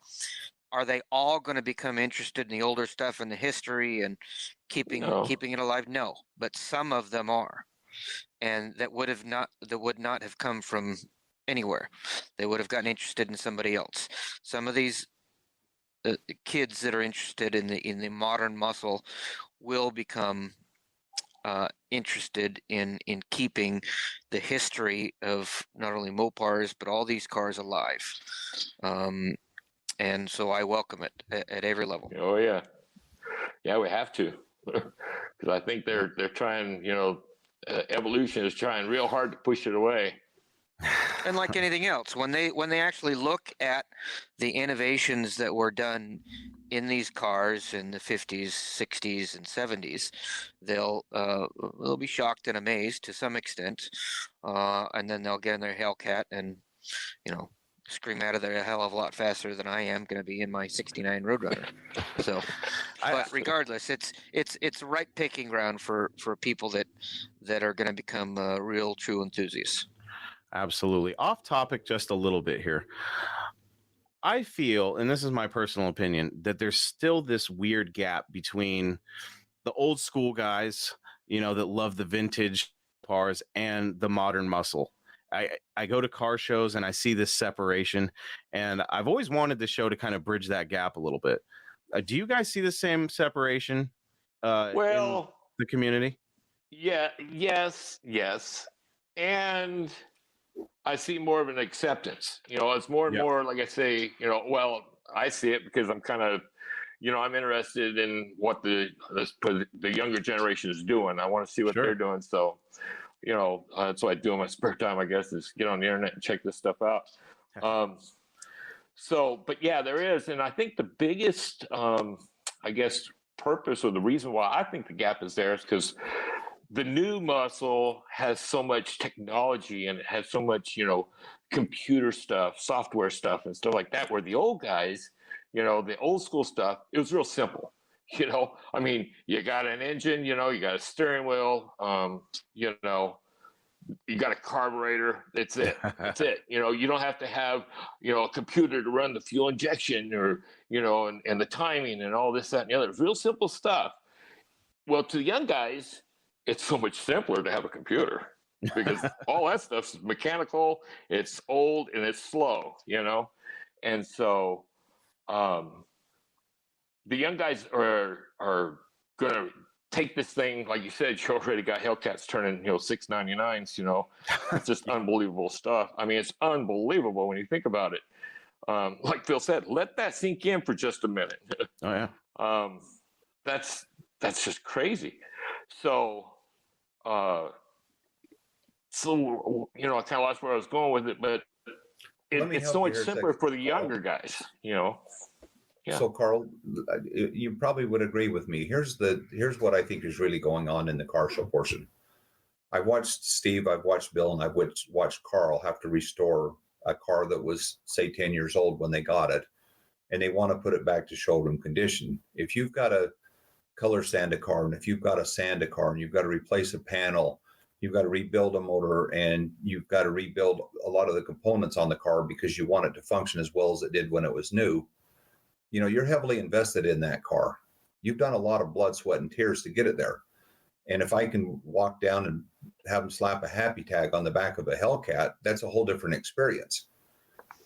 If you build the car and you had to go through those steps, I think it's not a separation. It's just a difference of perspective on the owners, because I can look at a 70 Hemi Cuda and it still makes me just grin. And I can look at a brand new Hellcat, but I know the guy that's restored the car has probably put 2,000 or 3,000 hours of his own time and energy and his buddy's energy, like Carl's Dart.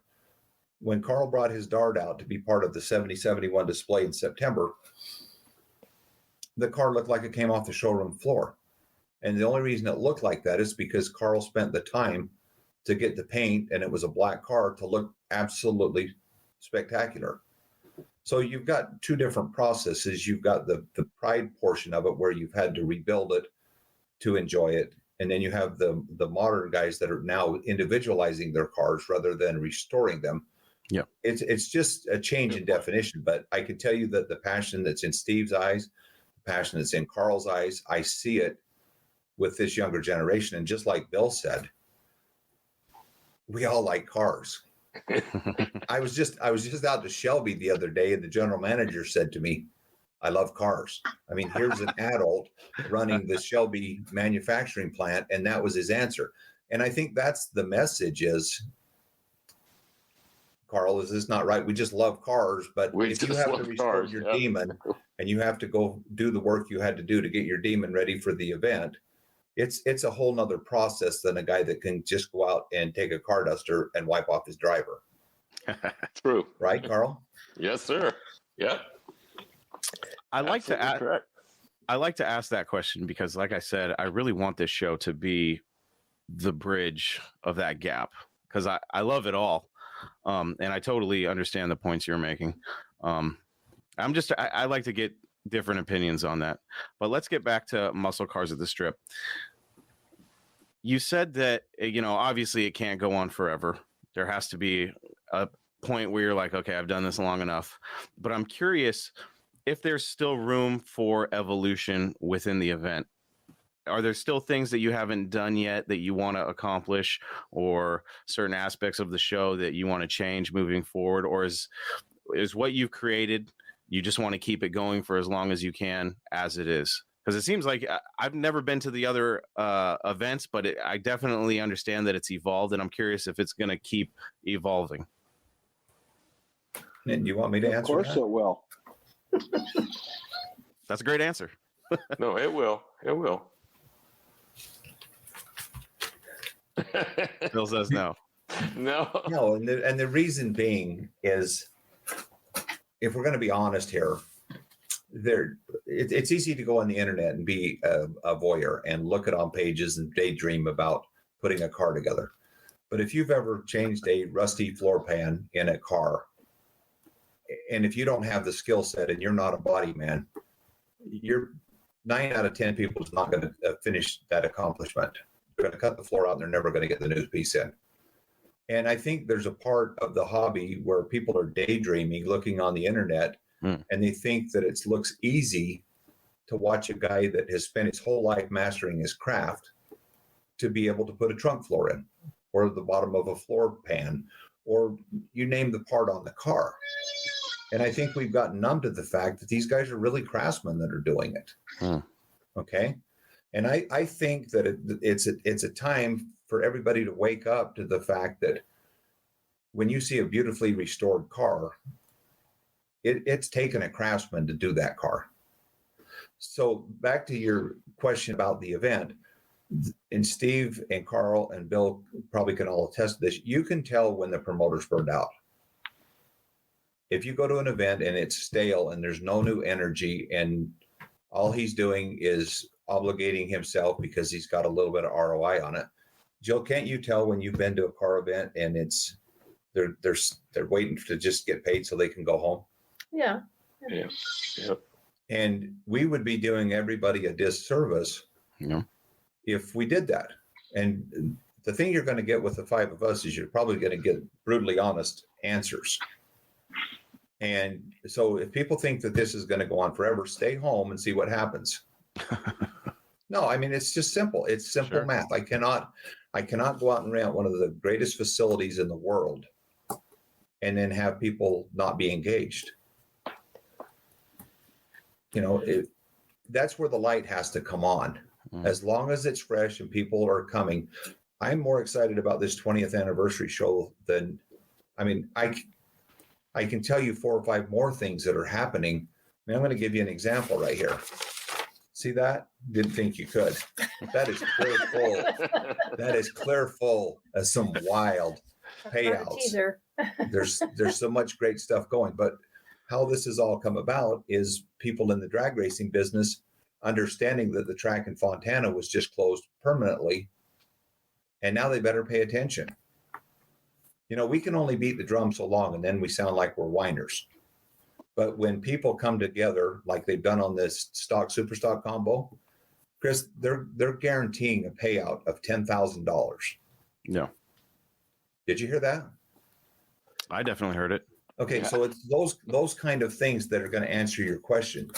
As long as people are passionate about the event and they want to see it keep going, I think the 5 of us are more than happy to keep doing it as long as the energy comes in. Yep. But if anybody's watching this podcast thinking, well, I hope these guys land on their ass and they go away so I can come in and do it. 700 North Las Vegas Boulevard, have at it. Right, Bill? Right, Steve? Yep. Right, Yep. Carl? Yes, sir. You can Go. give it a try. Yeah. So why not? Not easy. So between the 5 of us, you've got 100 years of experience sitting right here on this podcast. And do we make mistakes? Yes, we do. But you've got 100 years of experience here. So if we decided we weren't going to do this, and Chris, you and 5 of your buddies wanted to go do this, you've got a 100-year brain trust right here, and we go away, what are you going to do? Where did I put Phil's number? I have it somewhere here. I'll block Actually, your call so fast you you, know what? won't know what direction up is, dude. I like Jill better. Maybe I'll find her number. She'll block your number too. No, but stop. Just we use the word marinate, but Bill, in Carl's case, he's been doing the swap meet for 20 years. He makes it look easy because he's good at it. The same thing with Bill and Steve about the event. They make it look easy. It's not. And it's a passion project for all of us. Wouldn't you guys agree? Absolutely. Very much. So, Yep. yeah. Very much. And that's the type of event you want to go to and participate in, one that the people are actually passionate about. I do want the people in the chat to know that I have been glancing over and I have seen you guys chiming in. My buddy Tad here, I'm going to pull this question up on the screen because it pertains to the show. My friend Tad says, hey, Chris, trying to figure out what pass to purchase for the show. I want to be there all 3 days. Show the demon, race it, and park a trailer for me and the kids 12 and under. What pass does he purchase? What type of demon is it? New or old? Oh, it's old. It's old. Old 340 car. Okay, so the first question is this: is children 12 and under, when they're accompanied by a parent, they're free. Okay. Okay. If he's going to buy a race class, whether it's time only, which is probably what he's going to do because he says he wants to be in the show, that covers the race car, the driver, and the pit parking. It's all inclusive. So he'd only need a ticket for one for himself for the racing and then one for his wife because his kids are all covered. Perfect. For any other adults over 12 anyway. So for the show, he's got the choice if he wants to be in the fun field and not be judged from a professional staff of judges. He can do that for $39.99, and that comes with the entry for the car. Does that help, Chris? It helps me. Tad, if you have any more questions, feel free to ask them in the chat, or you can reach out to If me anybody's, I can go ahead. Right. So, Chris, I was just going to tell you. So here's the beautiful thing about our event. If you're looking over it and you haven't been and you're questioning it, all you have to do is call our number between 9 a.m. and 8 p.m. Monday through Saturday. And that number is 702-256-8254. And we will answer the phone and we will help you. There you go. You can even we have do the website. Phil, you said the like the fun field, but there's plenty of cars that are judged that race. And Steve, in the car show, we've gone to great lengths to make sure that people that are racing are accommodated as well. If they're being judged, we'll wait. That's why sometimes it takes a couple days to get all these cars judged and filtered through. So we'll accommodate whatever they want to do. So the judged entry is $60 because we're going to have the car judged and go through that whole process. But again, if you, in today's technology, if you have a question and you're sitting home and that's keeping you from coming to the event, pick up the phone and call us 702-256-8254 or message us on Instagram or Facebook or email us. My email is phil@matslv.com. We want you to have the answer. We want you to come. If you've never heard this from event promoters, I think everybody on here, all 5 of us, will tell whoever sees this video, this event is only good if you come. We're doing this for everybody. We have our website. There's information on there as well. We have a Q&A page on there.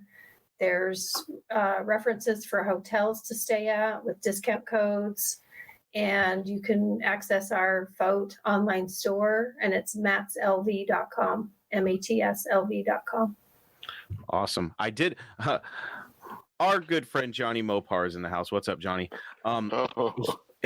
He showed up and he reminded me.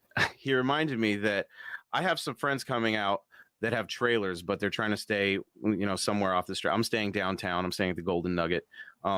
But Johnny's coming down and he's trailering his truck. Is there a way that he can park somewhere on the speedway? Is there like a parking he could pay for to park his truck and trailer? Yeah, we have, if you're not racing and you're just showing, so if he's going to show that truck in one of the show classes, yeah, there's a trailer parking pass that you can, and it's inexpensive. It's $25, $35 okay, for perfect. all 3 days, and you can park it in the facility where there's roving security all the time. And you don't have to leave it downtown.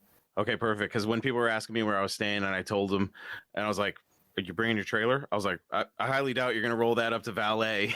And Right. No, valet your trailer. Yeah, if you're going to go Right. on Las Vegas Boulevard or Fremont Street, please bring your trailer out and leave it at the event. And it's $25 if you pre-enter now to do it. It's cheaper than valet for 3 days. Yeah, you can't valet in Las Vegas for $25 anymore.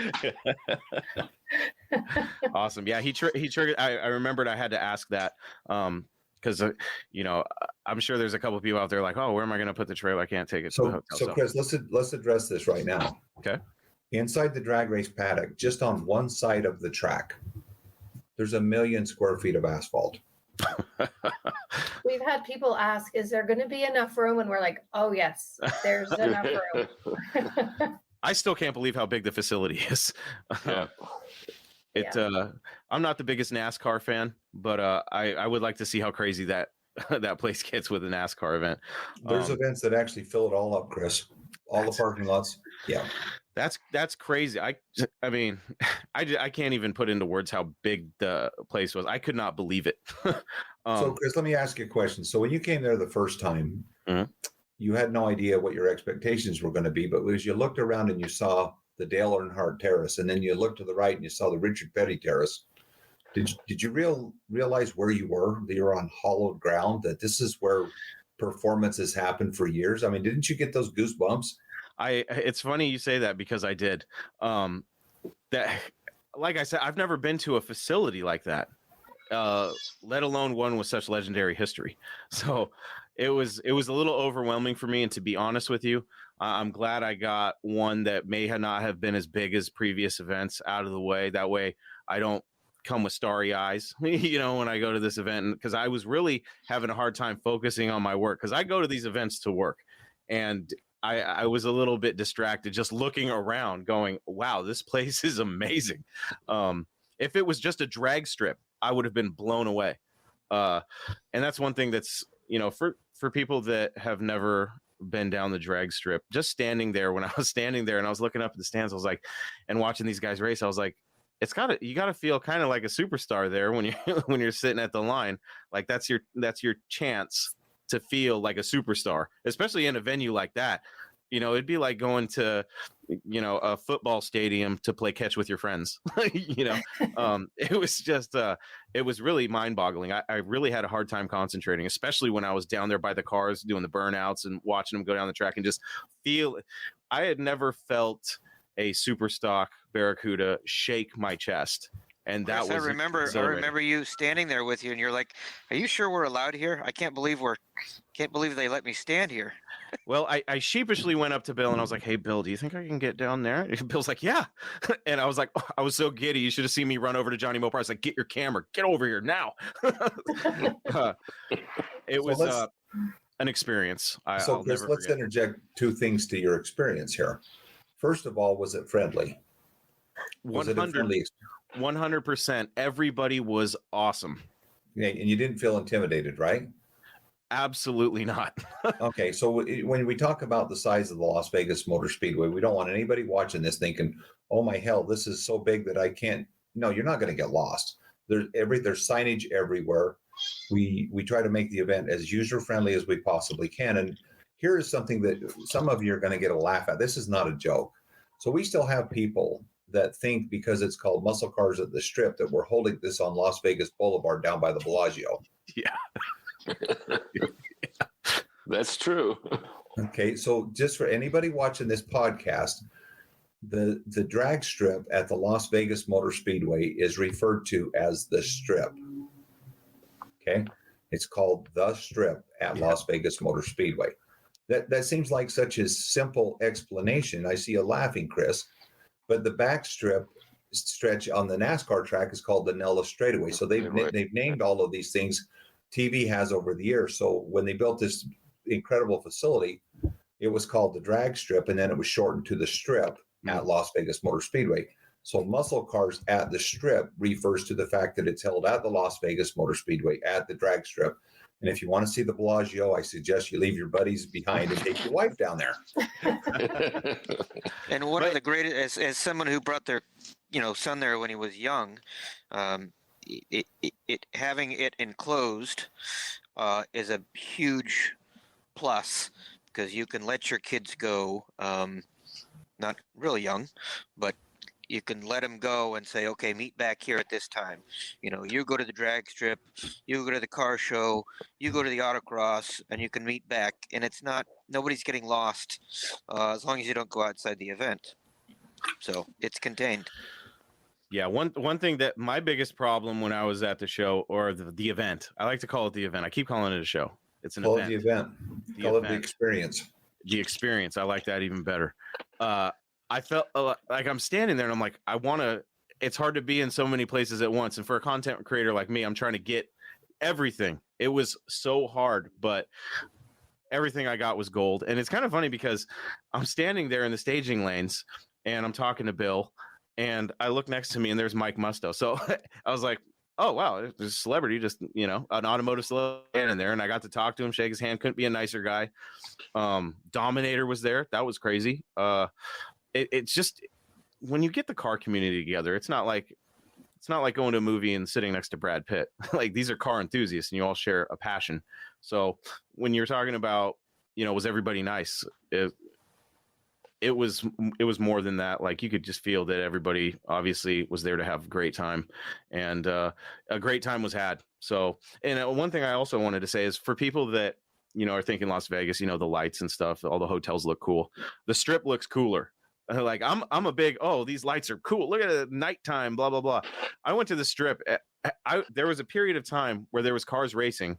And I realized that for like 10 minutes, I was just looking at the big sign and stuff. I was like, oh, wow, cool. I just missed a bunch of cars because I'm staring at this sign. But it just has a vibe, the whole venue. The facility is just amazing. So if nothing else, come to see the facility, and you get to see a bunch of cars racing at the same time. I felt like a sightseer. I had like 30 pictures of just the sign, and I was like, what kind of a dork am I? I'm just taking pictures of the sign that says the Strip, because I was like a little kid. I was like, oh, because like I said, I like Las Vegas. And I was really disappointed that I had never taken the time to at least head over there and check it out, because I would have been blown away. And now I'm just excited to go back. So I see Tad asked another question. This is a good question because he's planning on bringing his younger children. Family-friendly hotels. He's looking at the Cannery. What's your opinion? Yeah, so I suggest we put those links on early, because Las Vegas always sells out in the spring. And now that they've lifted the mask mandate, if you're watching this podcast, go to www.matslv.com, go on the hotel links and get your room bought now, or go on one of the travel sites, because the price of the rooms is going to continue to go up. But the Cannery is family friendly, and so is the Aliante. Those would be my two recommendations. And the Aliante, yes, they're very nice. Perfect. But they will sell out. This isn't, you have to remember, you're in the entertainment capital of the world in the spring, and then they just lifted the mask mandate. Who doesn't want to come to Las Vegas? So get your rooms reserved and now, because you're going to be glad you've got them. Yeah, and let me just say, it's important to go to the rooms from the website, because the specific deals can't be had just by calling. You have to go through the Mets website or mention the promo code. Yeah, I was wondering what was going to happen with the mask mandate, and I was like, I couldn't risk it. I reached out to Phil, and I was like, hey, where are the deals on the hotels? And he's like, we're setting them up. And I was like, do I wait, or do I just fork out the cash and just get my room reserved so I know that I'm good to go? And that's what I did. Don't hesitate. Just put it on the credit card. Do whatever you got to do. Come out to Muscle Cars at the Strip. I'm curious.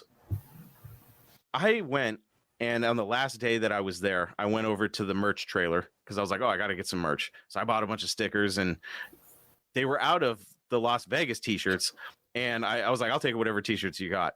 And I ended up getting like a St. Louis, Missouri t-shirt. And I was like, wait, you guys have had it in other cities? So has Muscle Cars at the Strip been in other cities? Or I was confused. I was like, there's more of them? I had no idea what was going on.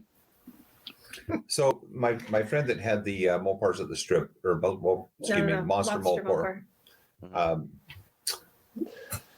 he started having health problems, and so we had helped with. We're good friends with the track in St. Louis, and that's where the old track director from Las Vegas was relocated to. So we have done events with them, and we still do events with them in St. Louis. But we had done an event out there for 3 years, trying to bring it back. And so that was just a leftover shirt. And that brings up a really good point. Our t-shirts this year are going to be unique. So if you want one, we suggest you go to the t-shirt trailer when you get there. And Friday. Yeah, and get don't your wait t-shirt like me. bought. Don't wait. Yeah, don't wait like me. And the other thing that we're going to tell you is the post or prior to COVID, we had the largest Mopar apparel dealer in the country come to this event for the previous 18 years. So you never even saw the big rig that pulls in there that's clear full of everything with the Omega M on it. Oh, wow. So, Chris, there's a semi that comes to the event clear full of Mopar apparel. And that same Mopar trailer will be here in 2022. Awesome. So if you need to refresh your inventory of Mopar wearables, they're going to be there. Awesome. Where do I apply for the job to drive that thing around? It's funny you say that. We They have a couldn't find a connection for driver. They couldn't find a driver in 21. Really? Yep. Hey, guys, call me. T-shirts probably smell better than trash. We're going to connect. Let's connect the dots here. So the owner of Indy Cylinder Heads passed away a year ago. And the people that own the Extreme Sportswear, which is the largest Mopar apparel dealer in the United States, purchased Indy Cylinder Heads because they're drag racers. Oh. So not only are you going to be able to come to the Mopar apparel trailer, which is the biggest semi that offers exclusive Mopar wear, in front of that, you can go lay down some money for a 1,000 horsepower stroker motor because Indy Cylinder Heads will be there this year. Wow. What else do you want, Chris? You get your hat, your shirt, your pants, and you get the horsepower to tear your lips off. What do you want, buddy? Yeah, that's fun. I can sit here all night and just talk about how excited I am. 20 years, man. Gosh, I couldn't imagine, like, maybe in 20 years, if I'm still doing this podcast, I'll be like, oh, so that was pretty cool. But when you're responsible for bringing people together for something as cool as cars, for an event that's, all encompassing, that's one thing I love about events like these, is that you don't just get a car show and you don't just get drag racing. You get so much more all in one place. It's like Disneyland for car enthusiasts. It really is. So, Chris, that makes a good idea. A 1,000 horsepower Indy cylinder head engine in a shitbox van that somebody has would make a pretty good. I'm going to say Pasadena on that. I like Chris way too well to put. He's going to look like Wile E. Coyote with some dynamite strapped to his ass. Wait a minute. He's already got the van. I don't care what he's got. Don't threaten me with a good time.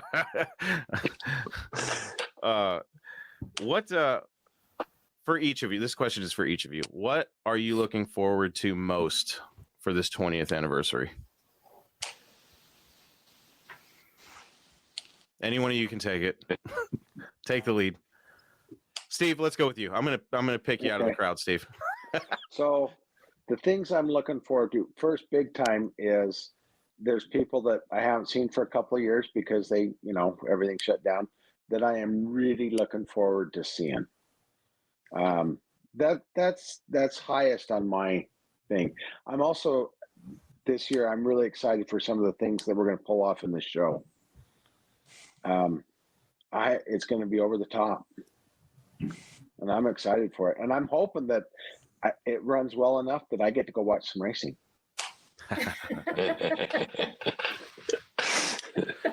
Carl, what's on your mind, buddy? Steve pretty much stole it in a way. Yeah, there's a lot of people, that haven't been there in a couple of years that I know are going to be there, this time, and look forward to seeing them again and hanging out with them for a weekend and just, just reminiscing, going over some stuff, seeing how everybody's doing. There again, I'm kind of excited about the car show. I'm excited about the whole event. Really, I think it's going to be. It's going to really be special this time. Like you said, we've all been kind of separated, unwillingly separated, so to speak. And I think this year is going to give us a chance to all get back together and just celebrate. Awesome. Bill. Yeah, it'd be great to see a lot of people that we didn't get to see in the last couple of years. Some of the families from Canada. It's always great to see my family. It's great to hang out, Phil a little bit of shit, and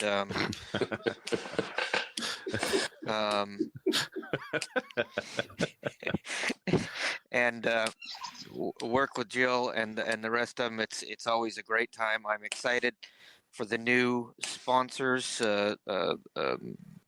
new participants that say they're coming.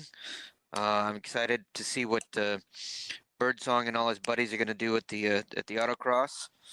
Yeah. I'm excited to see that the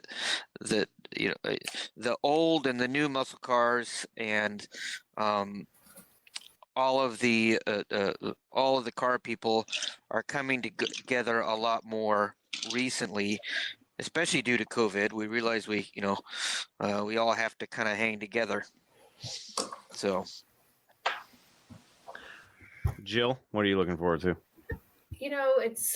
It's so much work going into the event, but it seems like every year I'm always out in the credential building making sure everything's running well, and I feel like I'm just stuck in a little cage half of the time. But when I get to go out and see all the cars and everybody out at the event and how many people are there and everybody having a good time, that's kind of my reward. That, okay, we did this again. Look what Phil's done again. And that's probably that feeling when, everything's going well and everybody's happy and everybody's in and having a good time. That's probably what I look forward to the most. Awesome. Phil. You want to wind me up? I'm about out of juice. No, hey, I got a lot to say about this. So, first of all, as a disclaimer, I don't know if you covered this when you started, Chris, or not, but just so everybody watching this podcast understands, Steve's in central northern Utah, Lehi, Utah, just south of Salt Lake. Carl's in West Virginia tonight. Yes, I am. Makes his home in Nevada. Bill's in Central California. And Jill and I are in Las Vegas. And of course, Chris, you're in Washington State. One of the things I'm most excited about is we've never had a format like this where people could see us and talk to us and ask questions and find out that we're just like them.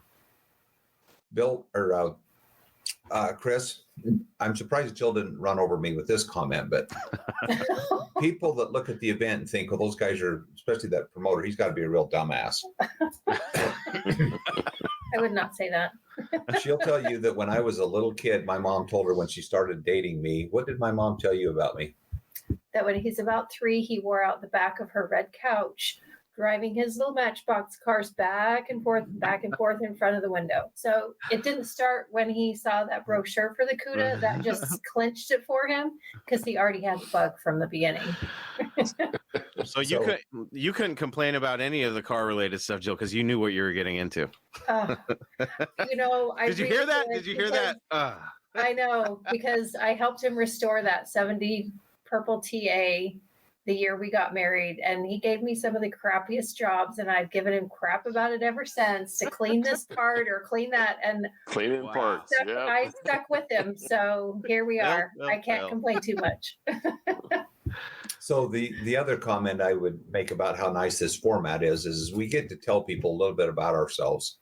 And you've heard a lot about me, but I'm doing a lot of the pre-promotion stuff, and I heavily value the feedback I get from everybody on here.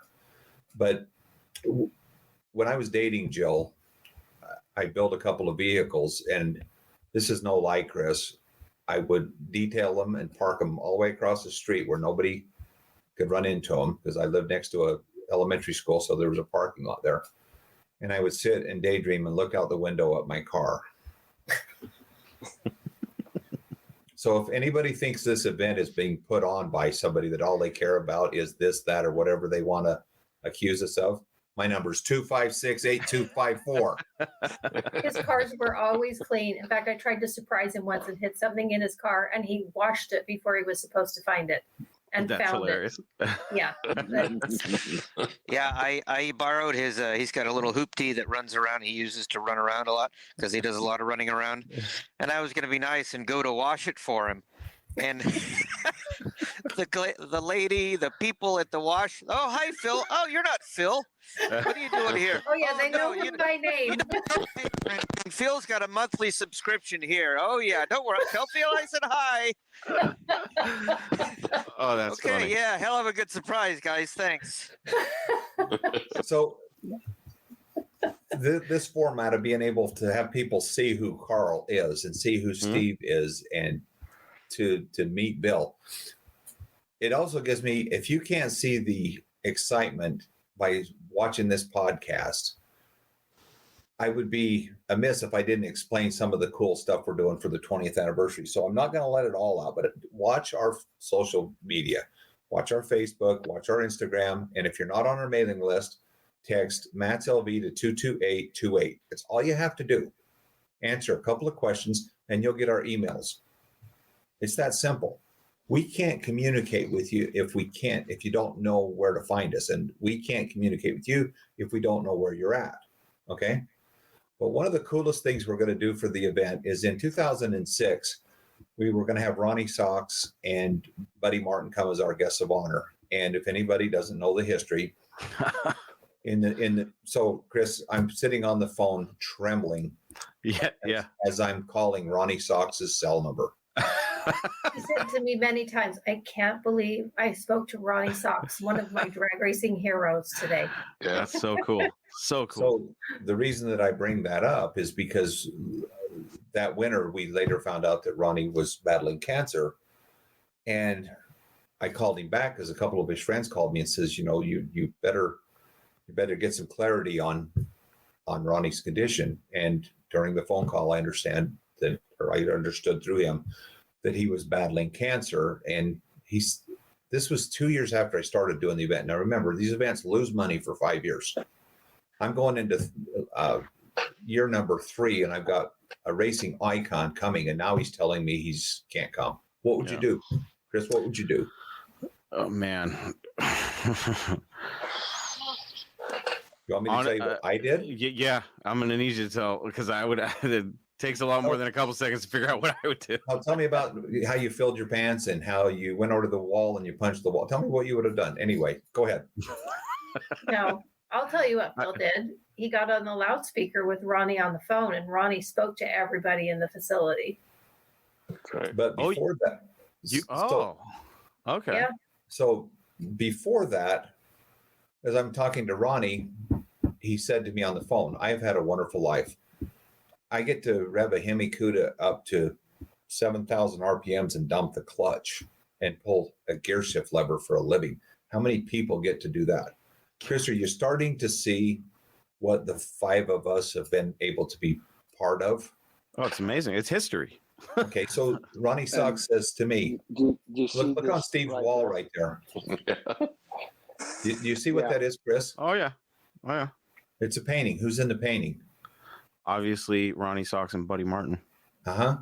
So Ronnie says to me, I'm not going to be able to make it out to Las Vegas, but if you'll do this the right way, I want you to do something for me.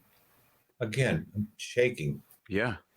And he says, I go to these cancer treatments and I've had a wonderful life. Again, I dropped the clutch on a Hemi Cuda for a living. And he says, these poor little kids that are sitting in here, and some of them don't even have parents battling this terrible disease. I want you to do something in my name. I mean, how powerful is that, Chris? I can imagine. I called Buddy Martin and I called Herb McCandless and I says, guys, I need your help. What can we do here? And we found out that Ronnie's favorite charity was St. Jude's in Memphis.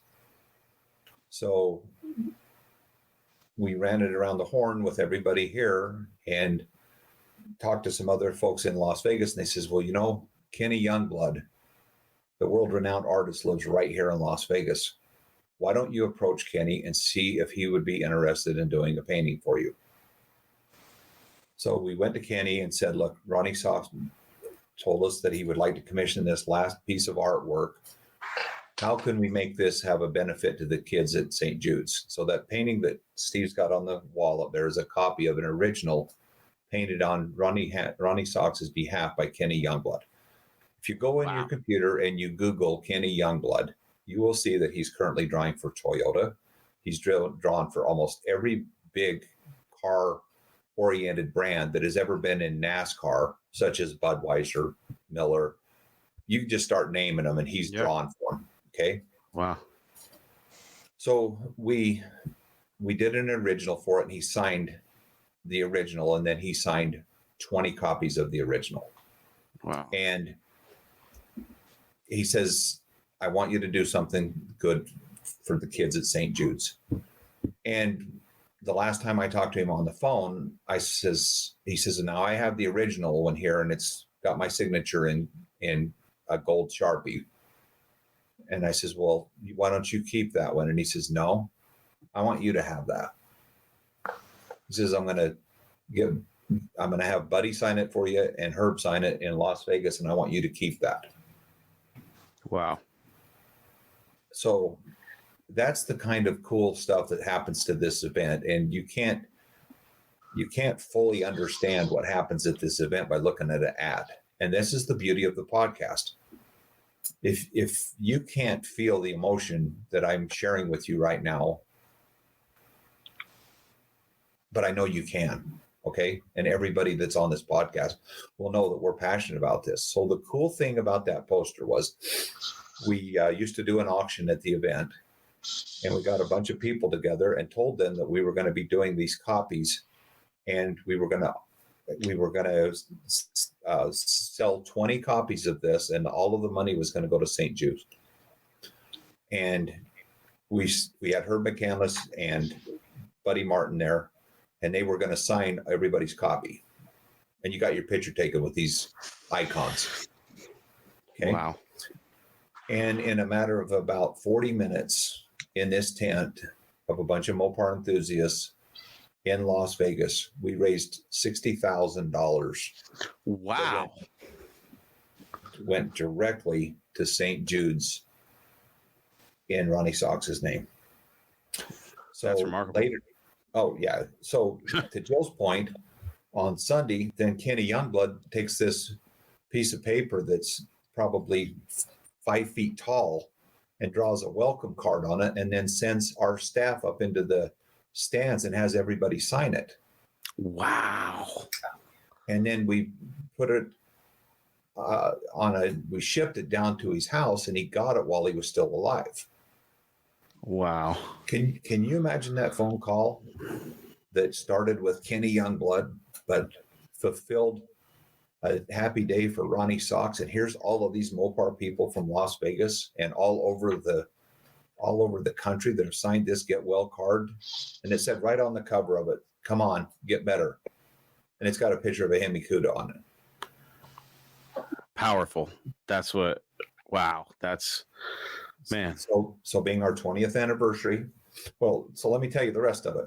So we go to the U.S. Nationals, and they decide and Ronnie Sox passed away in May, and our event was in March that year. Right. So he was able to see that card before he passed away.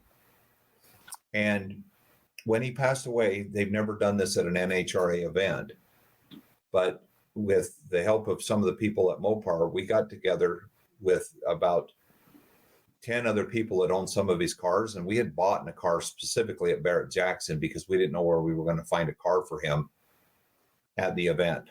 Is your head spinning yet? Yeah. It's yeah.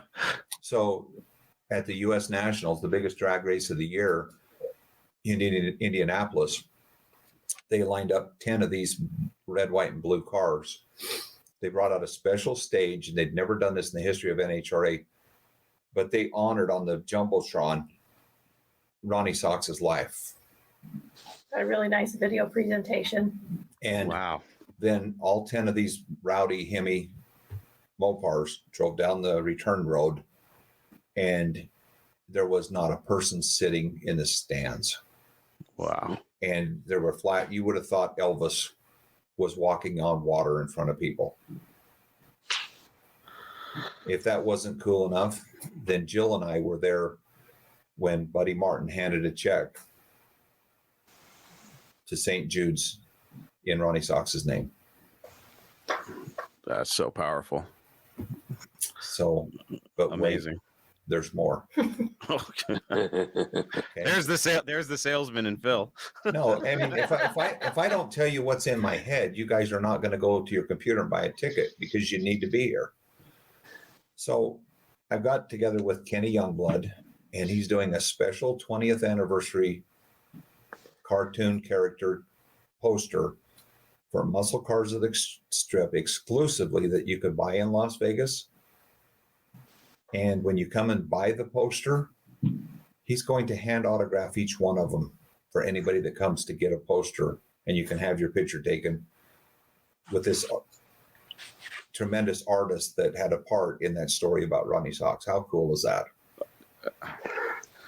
Man, Yeah, I'm excited. it's pretty cool. That is, wow. This is why I love this podcast, because you get these stories and you hear this kind of stuff. I'd never known that's, I mean, wow. Unbelievable. I'm almost speechless. That's kind of hard to get me to be speechless.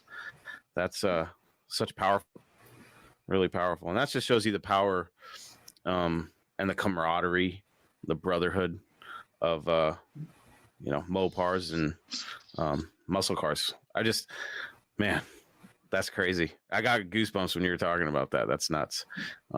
Again, something I missed out on that I'm at least glad I got to hear the story. And it's funny, Phil, because before you and Jill got here, I was asking these guys to share something special from 20 years of muscle cars at the Strip.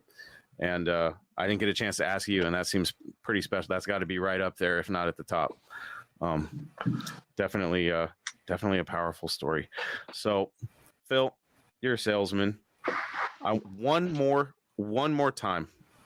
Why should people come to Las Vegas March 18th through the 20th and come to Muscle Cars at the Strip? Well, if the story I just told you and the other stories about the memorial service that we did at the event don't cause you to stop and think to yourself, do I really know what this event is about? It's hard with social media. It's hard with a magazine ad to be able to explain what this means. But Chris, you don't know this. I'm pretty sure you don't know this, but we've had 3 or 4 couples get married at the Las Vegas Motor Speedway during the event. Is one of them my friend Priscilla? Yes, she's just one of them. There's been 4 others. Wow, that's awesome. Yeah, she's a sweetheart. So if she ever sees this, she's an online friend. I've never met her in person, but she couldn't be sweeter. Her and Joe, match made in heaven. But I've seen pictures of them, and I was like, wow, they got married at the Bats. That's cool. That's awesome. Well, we had a couple get married on the starting line, and they actually brought out and rolled out almost 100 feet of red carpet that the wedding procession walked down to the starting line, and they were from the Midwest. But when they decided they were going to get married, I can't remember if it was her idea. I think it was her idea. But they wanted to be married at the Las Vegas Motor Speedway. When you have people choose your event, wow, to get married. And again, this is the beautiful thing about the opportunity you've given us to be on the podcast. And until you know, you don't know. Until you've been, you won't know. But I'll guarantee you something happens every time we get together as a group. Every time. Some of it's planned and some of it isn't. But Carl, wouldn't you say that what you saw on the starting line with the September 11th deal was you had no idea it was going to happen, and when it happened was... Yeah, had absolutely no idea. No idea it was going to happen until it happened. And then it's like, wow, you're in a moment. You're just caught in a moment. And over the 20 years of this event, there's been a lot of them. A lot of them. And it's just, that's what makes this show so special, this event, this experience so special, because it will be an experience. I guarantee you, if you come, it will be an experience. There'll be something you're going to take away that you'll remember forever. I think if going back to when you asked what we were looking forward to, I guess the other thing I would have to add to that is what surprise is there for people this year? Because there's always something, 'cause like Carl said, you never know what's going to happen. And there's always something spectacular and moving for people to see every time, and it's never the same. I actually never answered my own question. The thing that I'm very excited about is covering the event and showing, like I said, at the last one, I was so shocked that I was even there, and I was just so amazed at the facility and the event that I didn't have a chance to really do my work. And I really want to take this opportunity to go down there and show people what hopefully they don't even have to watch the video, because hopefully they've been there. Hopefully they were there for the 20th anniversary. That's what I'm hoping.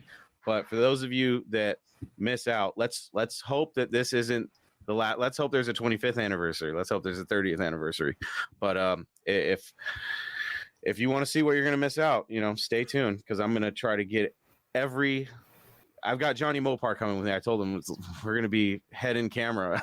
We're going to be covering this event because I want people to see and kind of experience what is going to happen, because I want them to know if they don't go to Las Vegas, then they missed out. And my plan is to show them that, so that on number 21, they can be there for that one. But I hope anybody watching this or listening to this understands that. I mean, you just listen to these gentlemen and this fine lady talk about history that has been made at this event, historic things.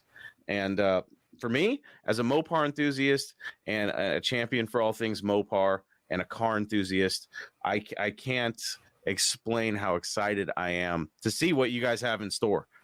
Now I'm like, oh yeah, there's surprises. and folks, I don't even know the surprises. Okay, I don't have any inside information. This is all new to me. In fact, when I get off the phone here, I'm going to call Phil and say, hey man, tell me some stuff. What's going on? But I actually don't want to know. I want to be surprised. I really do. So let me. You asked me a question, and so here's a couple of other things. And I know I talk a lot because nobody's ever given me this stage, and I've usually got stage fright. Did I make a mistake? No. So my point is so on Thursday of the event, Chris, we start bringing people in the morning, and it takes us until 7 or 8 o'clock at night on Thursday just to get them in. Did you ever stop and think about how that many people got organized and brought into an event? No, I sure didn't. Okay. So there's a lot of organization that goes into this event just for that. We bring in a special person that is a trained Parker. Carl's laughing because she's family. Is Sally not family? Absolutely, Sally. Yeah, we couldn't function without Sally. So we would be lost. So it's just all of these little things that if you think you've experienced it, you haven't, because it's going to change every year.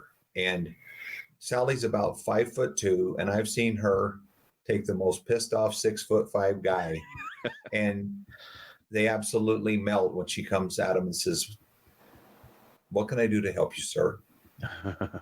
So the customer experience is second to none. But what the answer to your question is about what defines success, basically. When people come to the event and we know they're spending their hard-earned money to come and be entertained in Las Vegas,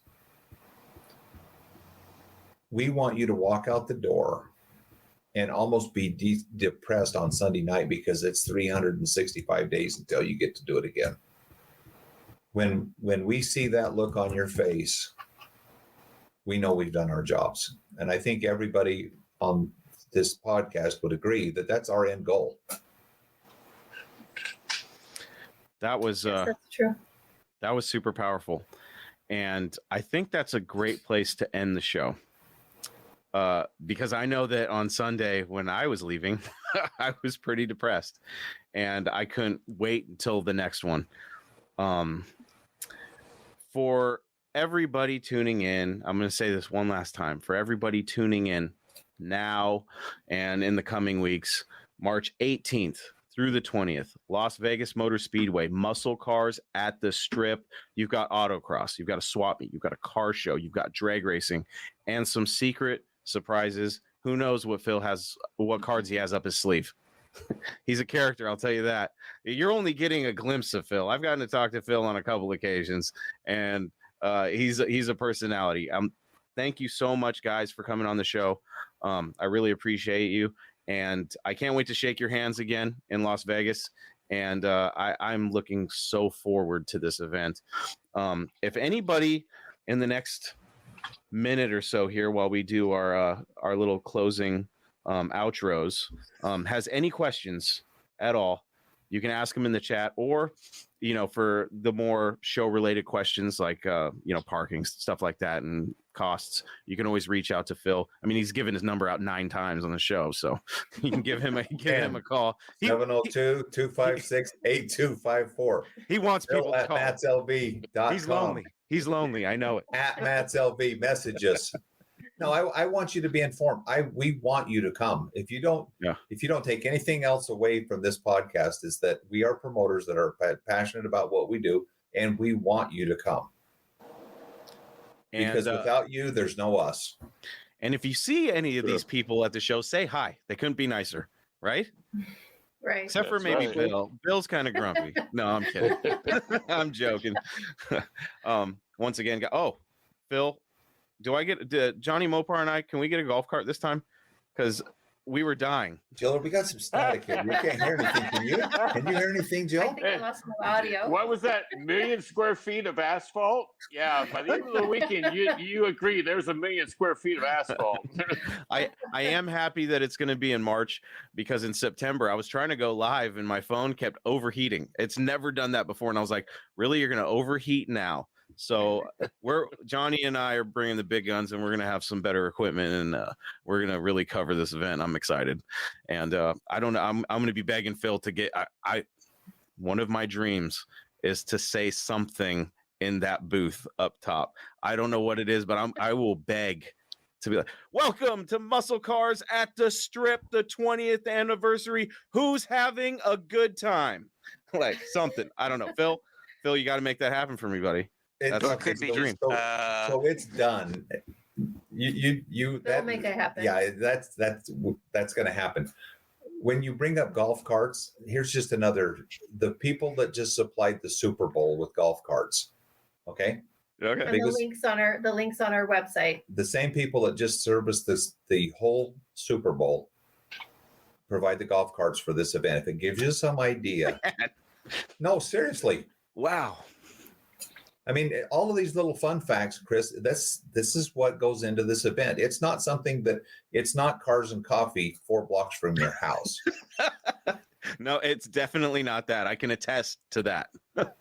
So we want you to come, but I mean, everybody, when Chris gets up on the stage or up in the loudspeaker, which I'm going to do, I want everyone to give him an attaboy online. Can everybody do that for me? Yeah, give me an attaboy, folks. That's like a little. That's dream easy. come You're true. done, dude.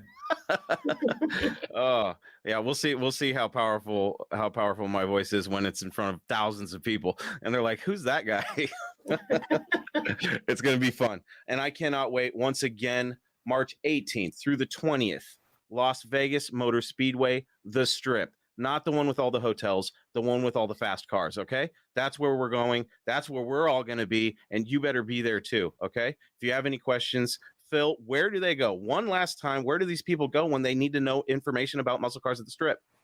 Okay, so you can go on our website, which is www.matslv.com, or call us at 702-256-8254, Monday through Saturday, 9 a.m. through 8 p.m. And you can also message us on Facebook and Instagram.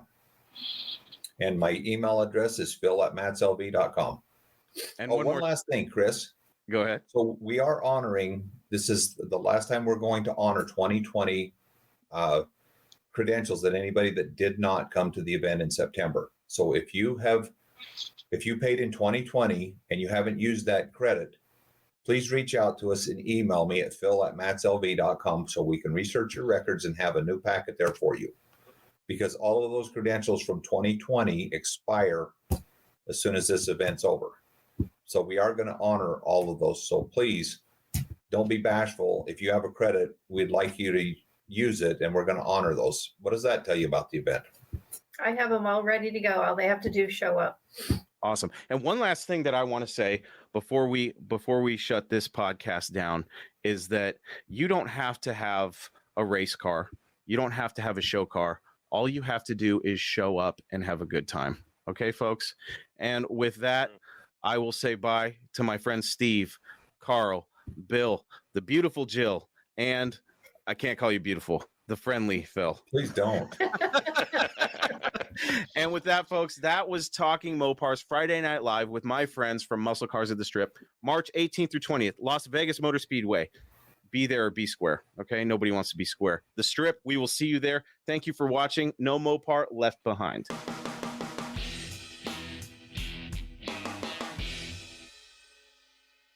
If you're a car enthusiast like me, then you'd probably enjoy the same books that I do. I love to gain more knowledge about Mopars and cars in general, and that's where my friends at CarTech Books come in. Since 1993, CarTech has become one of the leading publishers of automotive titles for hardcore enthusiasts, with a plethora of titles available in their catalog.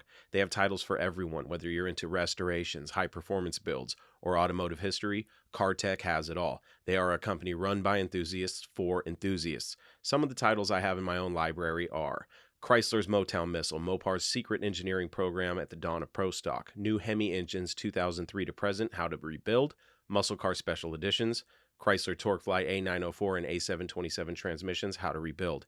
And look, folks, they have much more than that, and so do I. In my library, I also have books on how to vinyl wrap, modifying XJ Jeep Cherokees for back when I had one of those, and modifying the new Wranglers and Gladiators, and many more. So whether you're looking to expand your knowledge or just want something cooler to put on your coffee table, CarTech has the books for you. Visit cartechbooks.com and find some awesome books to add to your collection today.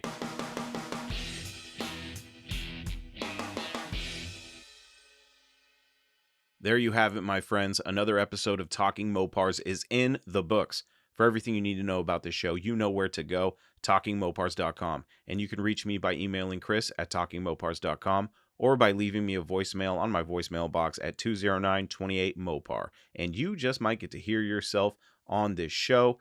So keep sharing those Mopar stories with me and anything else that is on your Mopar addicted mind.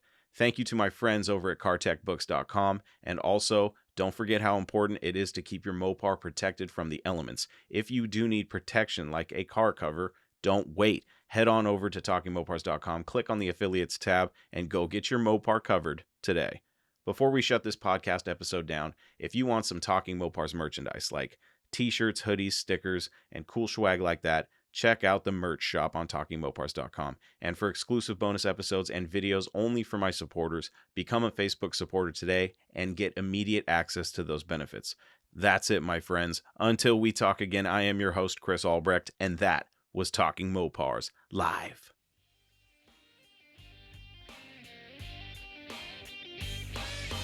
Thank you for listening to Talking Mopars, your direct connection to all things Mopar.